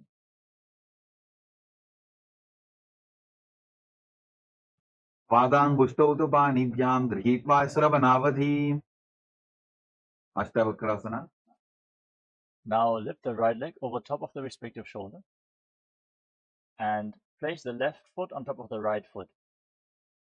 Extend your legs out to the side, lean forward, find balance, lift your entire body off the ground and visualize yourself as a flying crane in Ashtavakrasana. वासिष्ठमदकौन्दिन्यम् ऊर्ध्वकुकुटमेव च अष्टावक्रमसोत्थानं मयूरं सेतुबन्धनं pranasana. Now place the right foot flat on the mat, the left foot on top of the right thigh. Bring your right shoulder underneath the raised knee and push your left knee to the ground. Lift your head and gaze towards your third eye as you visualize you are immortal, able to exist solely on prana in pranasana. एतत् प्रभेदं वक्ष्यामि करोति यः स चामरः एकपादमुरो बद्ध्वा स्कन्धेऽन्यत्पादरक्षणं पार्श्वमत्स्येन्द्रासना. Now bring the left foot outside the right hip. Step the right foot over top of the left knee. Bring your left elbow outside the raised knee and interlock both hands behind your back. Gaze up towards your third eye and visualize Sage Matsyendranath, the master of Hatha Yoga, in Parshvamatsendrasana. पार्श्वाभ्यां दत्तदेयास्तु पार्श्वमत्स्येन्द्रमुत्तमं अर्धपश्चिमोत्तानासना. Now extend the right leg straight and bring the left heel against your perineum with the knee on the ground. Lean forward and down and hold on to the right foot with both hands. Breathe in Jivachala Kumbhaka, move the retained prana freely throughout your body by the force of your will and visualize Swamiji in your inner space. एकं पादं प्रसाद्य एकं पादस्य पार्श्वनासीविनी सम्पीड्य हस्तद्वयेन प्रसारितपादाङ्गुष्ठं धृत्वा जानुभरि मस्तकं न्यसेत् अर्धपश्चिमतानं भवति क्रौञ्चासना. Now bring the left foot flat on the ground outside your hip with the left knee on the ground. Hold onto the right foot and extend the leg up in front of your face, keeping the right knee straight. Try to bring your forehead against your knee as you visualize yourself as a crane, Krauncha. In Kraunchasana, the crane pose. उत्तानपादं ग्रौञ्चं च मरीचिं वीरभद्रकं नटराजं त्रिकोणं च सप्ताङ्गुष्ठप्रसारणे अर्धपश्चिमोत्तानासना. Now extend the other leg forward. Bring the right heel against your perineum with the knee bent, right knee on the ground. Lean forward and down and hold onto the left foot with both hands. As you visualize Swamiji, hold your breath and move the retained prana in Jivachala Kumbhaka in Ardha Pashmattanasana on the other side. एकं पादं प्रसाद्य एकं पादस्य पार्श्वनासीवनी सम्पीड्य हस्तद्वयेन प्रसारितपादाङ्गुष्ठं धृत्वा जानुभरिमस्तकं न्यसेत् अर्धपश्चिमतानं भवति. क्रमचासना. Now bring the top of the right foot flat on the mat outside the hip, with the knee on the ground. Hold onto the left foot and lift it up in front of your face, keeping the knee straight, visualizing yourself as a crane. उत्तानपादं ग्रौञ्चं च मरीचिं वीरभद्रकं नटराजं त्रिकोणं च सप्ताङ्गुष्ठप्रसारणे स्वस्तिकासना. Now bring your legs into a cross-leg position. Pull your feet in between thighs and calves. Then place your hands on the respective knees. Gaze towards the tip of the nose and embody peace, well-being, good fortune and prosperity. Visualize a swastika in your inner space in swastikasana. जानुर्वोरन्तरे सम्यक् कृत्वा पादतले गुहे रज्जुकाय समासीन स्वस्तिकं तत्प्रचक्षते. गोरक्षासना. Maintain your legs in the same position. Place your hands flat on the heels. Cover your heels with your hands. Lock your throat in Jalandhara Bandha and gaze towards the tip of the nose as you visualize the great sage Goraknatha, founder of the Natha Yoga Hindu Sampradaya, and Gorakshasana. जानुर्वोरन्तरे पादौ उत्थानौ व्यक्तसंस्थितौ गुल्फौ छाछाद्य हस्ताभ्याम् उत्थानाभ्यां प्रयत्ततः. Vagasana 2. Now bring your left heel against your perineum and then place the right foot on top of the left thigh. Gaze up towards your third eye. Visualize Swamiji in your inner space. Meditate on Arihanta, enlightenment, the ultimate success. As you inhale all the way and then lock your senses with your fingers. Lock your lips with little and ring fingers, your nostrils with your middle fingers, eyes with your index fingers, and your ears with your thumbs, and hold your breath intensely. वामपार्श्वभुजं संस्थाप्य दक्षिणं ग्रीवाम च गणे. Yogasana 2. Now place your feet on top of opposite knees. Bring your hands onto the ground at the side of your body with your palms facing up. Gaze towards the tip of the nose and visualize Swamiji in your inner space as you start breathing in Kakachandra Kumbhaka. Keep your mouth in the shape of the beak of a crow. Inhale through your lips and exhale through your nose again and again in Yogasana 2. उत्थानौ चरणौ कृत्वा संस्थाप्योपरि जानुनोः आसनोपरि संस्थाप्य चोत्थानं करयुग्मकम्. ऊर्ध्वकुक्कुटासना. Now rotate your hands at the side of the body, place your palms down, push your hands into the ground and lift your entire body off the mat as you visualize yourself as a rooster in Urdhva Kukkutasana. वासिष्ठमतकौण्डिन्यम् ऊर्ध्वकुक्कुटमेव च अष्टावक्रमथोत्थानं मयूरं सेतुबन्धनं. सिद्धहरतल्यासना. Now bring your hands in between your legs with your legs in Padmasana. Place your palms flat on the ground. Without lifting your body up, stay seated on the mat. Elbows close to your navel, gaze towards the tip of the nose, and visualize Swamiji in your inner space. प्रथमपदमासन पोकरे Astuto वो वोडासन दितरे उभे हतेले भूदेरी राखी ओजा वोडासन दिमे दाके. Hamsasana. Now push your hands into the ground and lift your entire body off the mat, balancing on your arms. Pull your knees up towards your chest, gaze to your nose, and visualize yourself as an elegant swan in Hamsasana, the swan pose. कुक्कुटासनं स्थित्वा स्कन्धपर्यन्तं ऊरुनि नीत्वा तिष्ठेत् हंसासनं भवति. कारमुकासना. Now push your hands through your legs, lean forward, and place your forehead on the ground as you interlock your hands behind your back. Visualize yourself as Pinaka, Lord Shiva's bow in Karamukasana. प्रथमपदमासन Popere घोरासन्धिमा हि करिधरे तरपतु श्री करदो भो आने कोण्या ऊपर संधिले ठाने. Gurmasana 2. Now, come to the front of your yoga mat. Sit in Padmasana. Insert your hands through the legs and bend your elbows to hold onto your neck with both hands. Visualize yourself as a turtle, one of the 10 incarnations of Mahavishnu, in Kurmasana 2. बाईं जंग पर दक्षिण पामा दाईं जंग परिवा बाईं याबा Granthi Bhedasana. Now free your arms and wrap them around your legs from the outside. Sit in Padmasana. Hold on to your hands and pull your knees up towards your chest. Balance as you gaze through the nose. Lock your throat in Jalandhara Bandha and visualize that you are cutting through all the knots and the energy channels along your spine in Granthi Bhedasana, Shiva's secret knot-cutting posture. अथ भक्षे नीलकण्ठा ग्रन्थिभेदासनं शुभं ज्ञात्वा रुद्रो भवेत् क्षिप्रं सूक्ष्मवायुनिषेवनात् उत्तान Kurmasana. Now insert your hands through the legs once more. Bend your elbows, hold onto your neck, and then roll onto your back. Gaze towards the tip of the nose and visualize that you are a turtle laying on its back in Uttana Kurmasana, the upward facing turtle pose. कुक्कुटासनबन्धस्थं कराभ्यान्तरगन्धरं पीठं कूर्मवदुत्तानमेतदुत्तानपूर्मकं पाङ्गुकुक्कुटासना. Now kick yourself back up. Sit in Padmasana. Insert your hands through the legs. Place one palm on the ground and hold its wrist with the opposite hand. Then lift your entire body off the mat and visualize yourself as a rooster. कुक्कुटासने स्थित्वा एकेन हस्तेन अन्यस्य मणिबन्धं धृत्वा पाङ्गुकुक्कुटासना. Now exchange the position of your hands. Place the other palm on the mat. Hold its wrist. Lift your entire body up and visualize yourself as a rooster.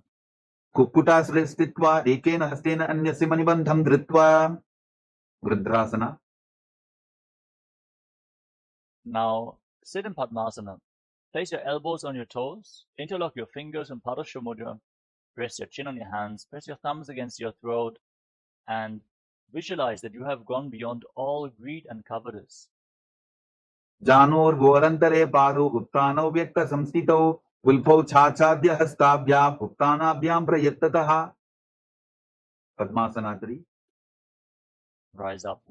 Place your hands over top of each other with the palms facing upwards and rest your hands in your lap.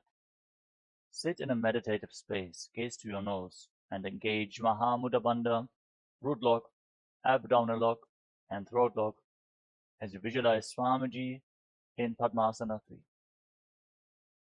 उत्तानौ चरणौ विधाय विधिवत् शक्तिस्थितौ योगिरात्. Padmasana 4. Now place your hands flat on your knees. Gaze towards the tip of the nose and visualize Paramashiva in your inner space. With 25 heads, 50 hands, 75 eyes, sit as Paramashiva as you internally chant the Mahavakya. Om Nityananda Paramashivoham in Padmasana form. एतत् पद्मासनं कुर्यात् प्राणवायुप्रसिद्धये शुभासनं सदा ध्यायेत् पूरयित्वा पुनः पुनः. कार्मुकासना 2. Now keep your left hand on the left knee and keep your right hand in Prana Mudra. Catch the left big toe and pull it back as if you're pulling a bowstring. Move the big toe round and round. Pull the foot closer towards your body. Then repeat the movement on the other side as well. As you visualize yourself as Pinaka, Lord Shiva's bow in Karmukasana 2. अधान्यासनमाभक्ष्ये योगपूरकरक्षणात् कृत्वा पद्मासनं पाद अङ्गुष्ठदङ्गयोस्थितं. कार्मुकासना 3. Now, sitting in Padmasana with your feet closer towards your body, cross your arms behind your back and hold on to the respective big toes in Prana Mudra with index and middle fingers. Gaze towards the tip of the nose and engage Mahamudra Bandha as you visualize yourself as Shiva's bow. कार्मुकासनमाक्षित्य उदरे पूरयेत् सुखं तदवायुर्वसो याति कालेन सुप्पवायुना. दृढासना. Now lift your head and gaze upwards. Visualize that you are endowed with Paramashiva's third eye in Riddhasana. पूर्वभ्यामुपरि स्थाप्य पादयुग्मं प्रयत्ततः दक्षिणं सव्यदेशे च सव्यं दक्षिणदेशके Magrasana. Holding on to the big toes, roll onto your back. Lay on crossed arms behind your back with your legs in Padmasana. Gaze towards the tip of the nose. Breathe calmly in Sahaja Kumbhaka and visualize yourself as a snake in Nagarasana.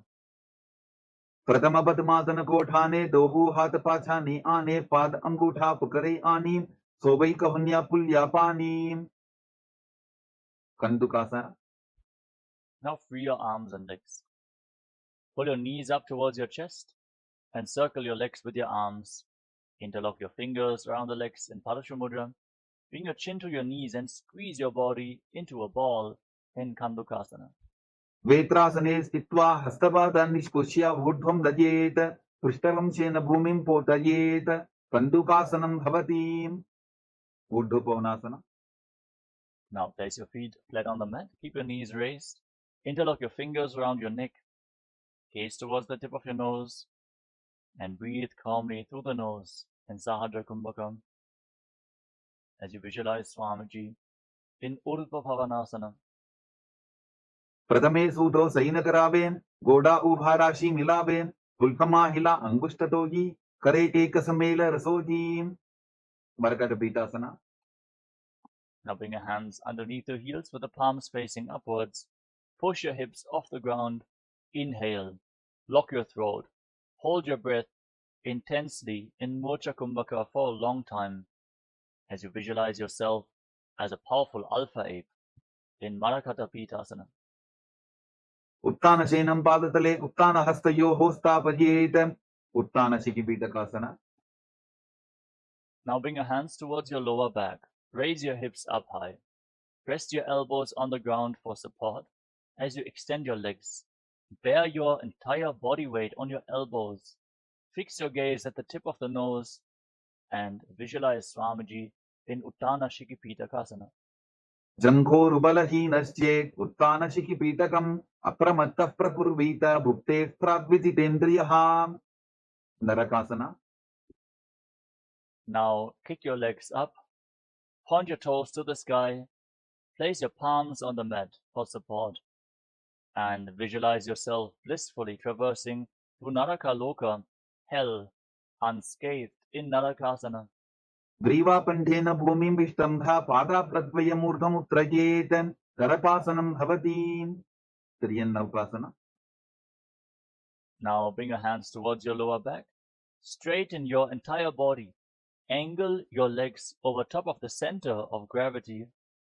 Engage your core intensely to hold the balance as you visualize yourself as a boat crossing the ocean of samsara in Tiryannaukasana. नौकावत् स्थित्वा ऊर्ध्वं पादावृद्वयन् दयेत् तिर्यन्नौकासनं भवति गजासना. Now bring your hands back to the ground. Make your body straight, stable, and sturdy like a flagpole as you visualize yourself as the Kailasa flag, respected across all nations in Vajrasana, the flag pose. तिर्यन्नौकावते विवा पृष्ठपूर्वरीः भूमिं वष्टभ्या मस्तकलाक्षेन पादाग्रद्वयमूर्ध्वनयेत् ध्वजासनं भवति वृत्तासना. Now lay down flat on your back. Keep your hands at the side of your body with the palms facing up. Forcefully pull the awakened Kundalini Shakti up along your spine, from the root of your spine, the Muladhara, to the Swaristhana Chakra,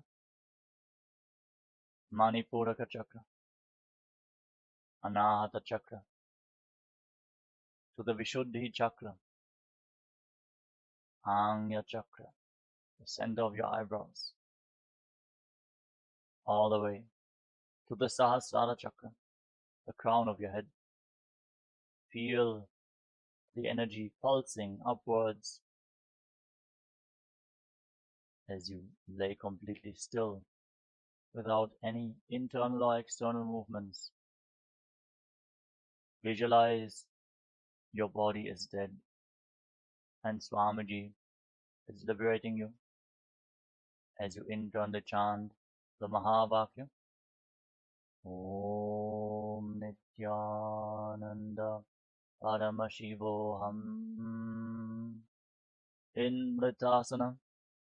Uttanam Shababad Bhumau Shayanam tu Shavasanam Shavasanam Shramaharam Chitta Vishranti Karanam.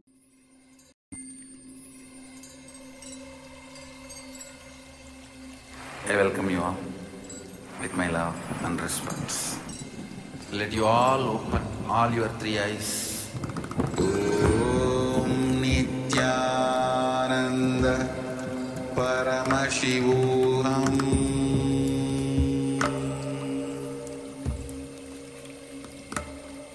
Om Nityananda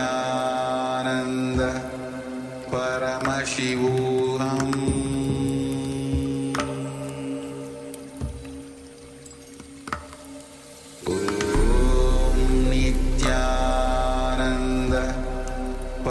Paramashivoham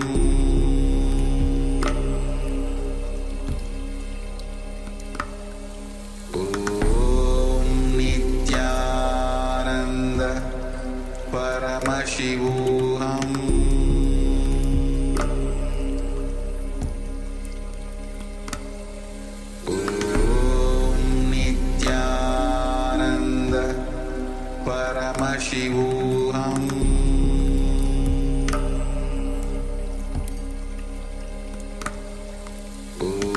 Om Nityananda Paramashivoham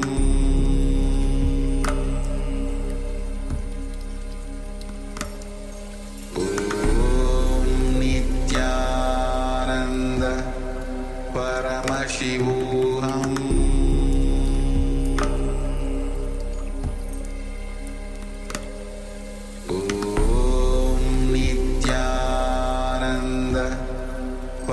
Paramashivoham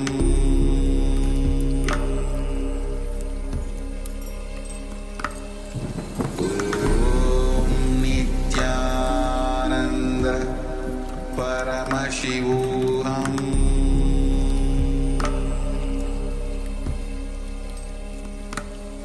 Om Nityananda Paramashivoham Paramashivoham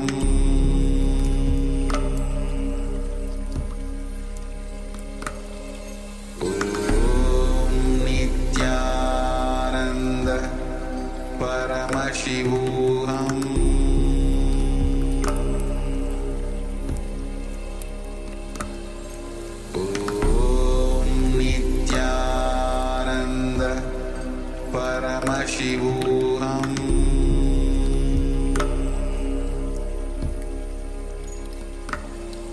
Om Nityananda Paramashivoham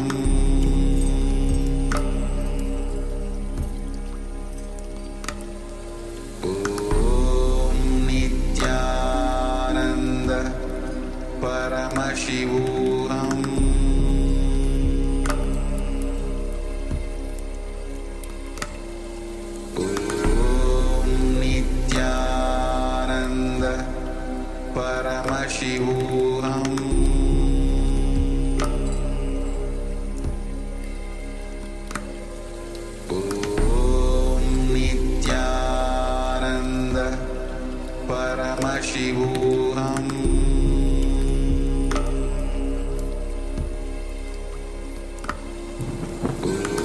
Om Nityananda Paramashivoham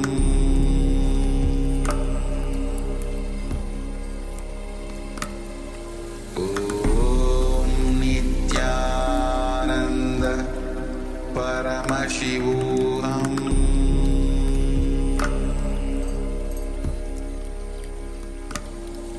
Om Nityananda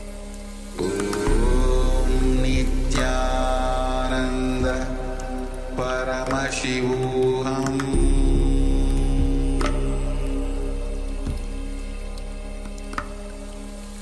Om Nityananda Paramashivoham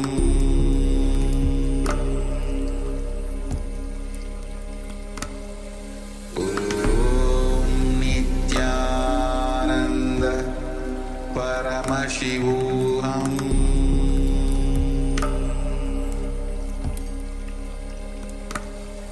Om Nityananda Paramashivoham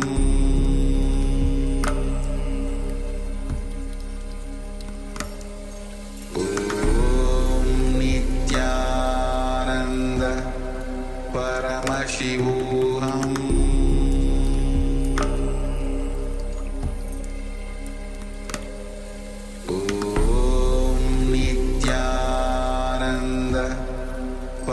Paramashivoham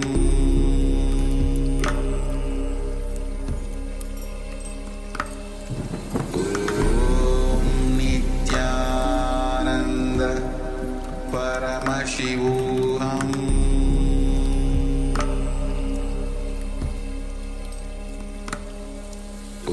Om Nityananda Paramashivoham Paramashivoham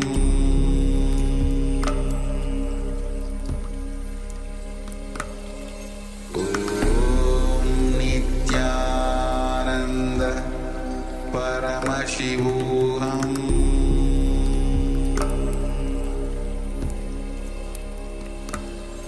Om Nityananda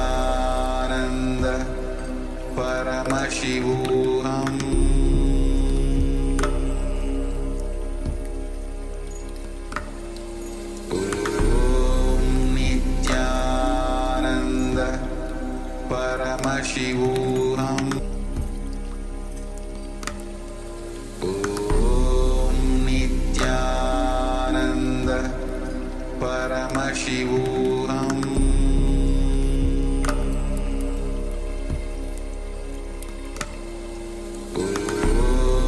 Nityananda Paramashivoham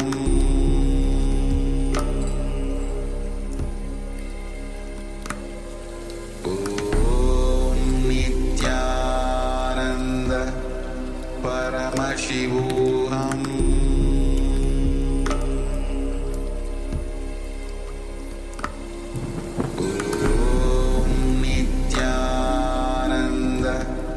Paramashivoham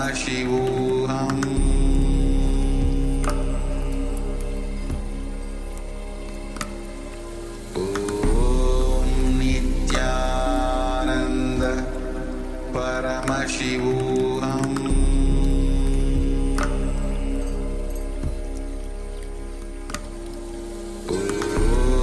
Nityananda Paramashivoham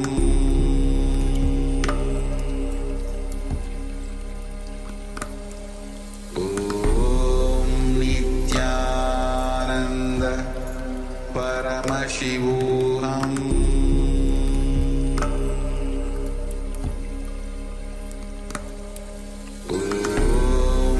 Nityananda Paramashivoham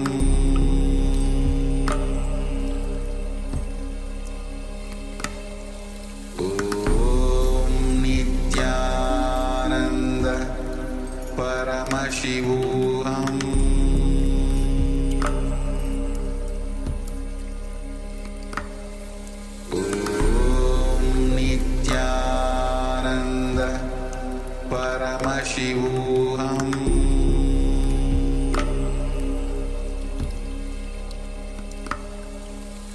Om Nityananda Paramashivoham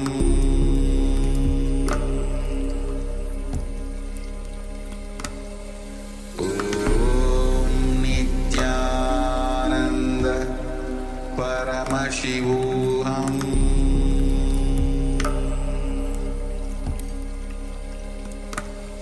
Om Paramashivoham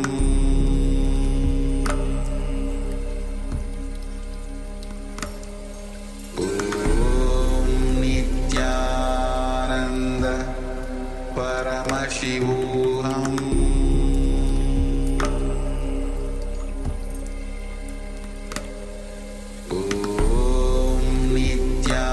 Nityananda Paramashivoham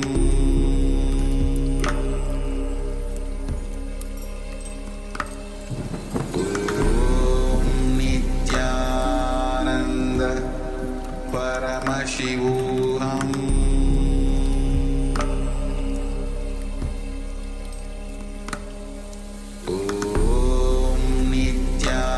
Nityananda Paramashivoham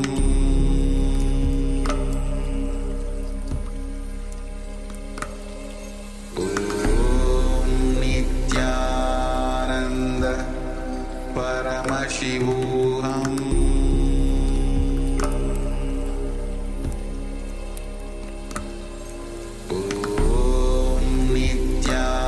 Nityananda Paramashivoham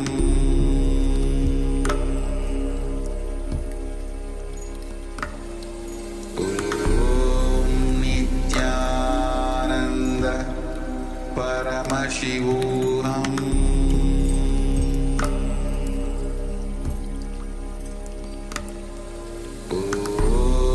Nityananda Now, slowly return to your physical body. Start to wiggle your fingers and toes. Rotate your wrists and your ankles. Move your arms and legs. Pull your knees up towards your chest and circle your legs with your arms and rock your body from side to side. Slowly return to a comfortable seated position.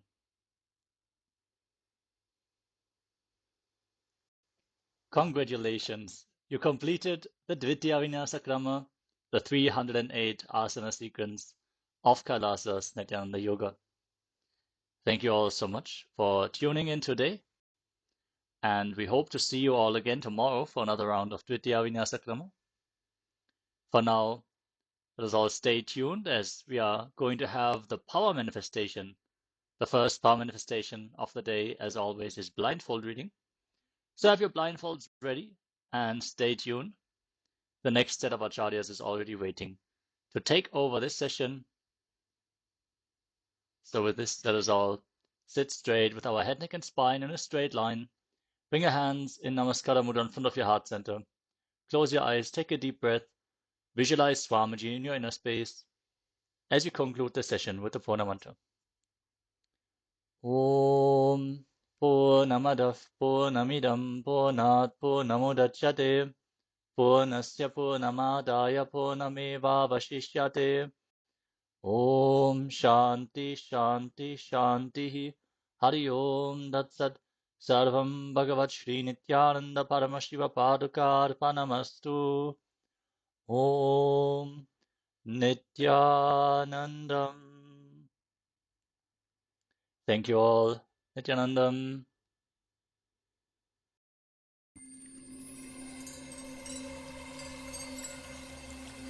I welcome you all with my love and respects. Let you all open all your three eyes.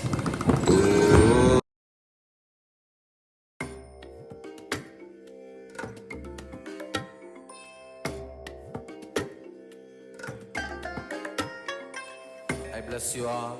Let you all open all your three eyes and manifest the powers of Mahasadashiva. Om Nityananda Paramashivoham. Om Nityananda Paramashivoham. Om Nityananda Paramashivoham. Om Nityananda Paramashivoham.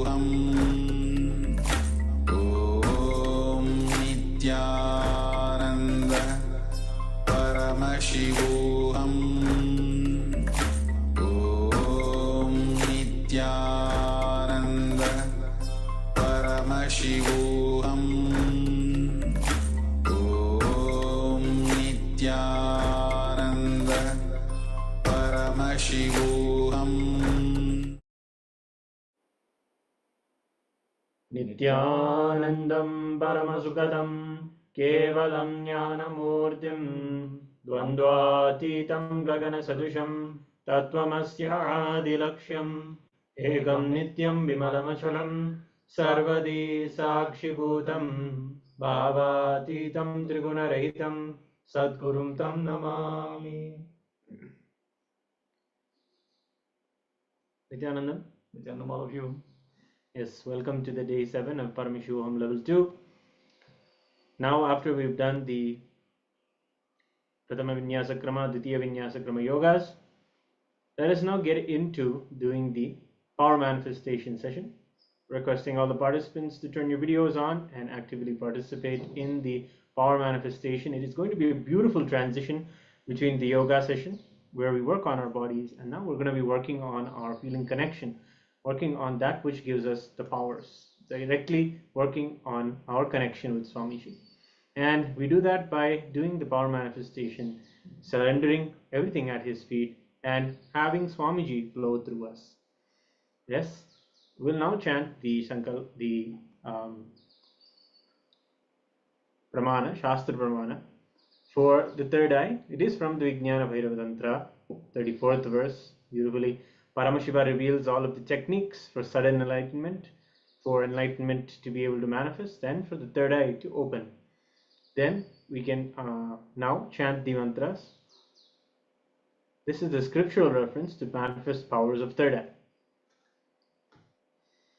Kapalantarmanonyasya Tishtanmilitalochanaha Ramena manasodhardhyat Lakshayet lakshamuttamam.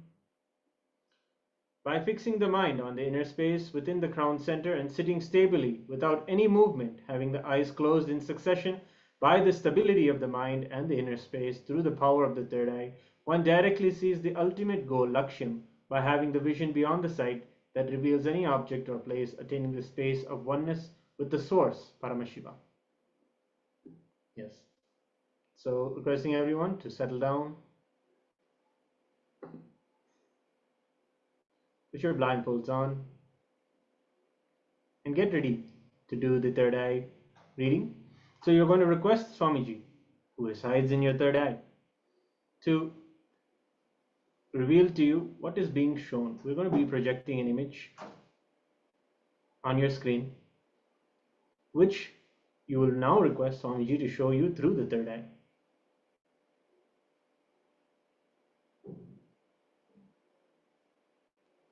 Continue chanting the Mahavakya, and let us enter into this round of the power manifestation.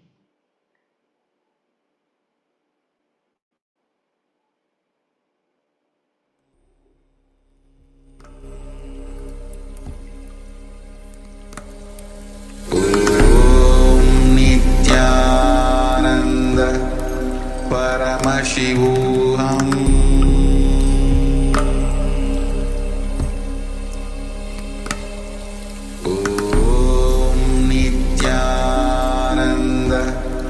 Paramashivoham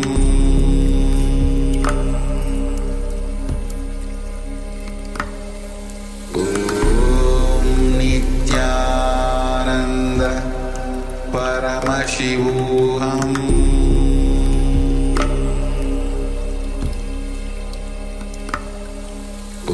Om Nityananda Paramashivoham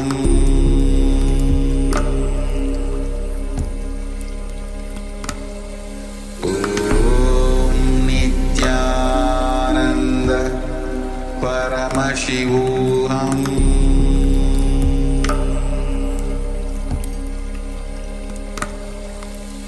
Om Nityananda Paramashivoham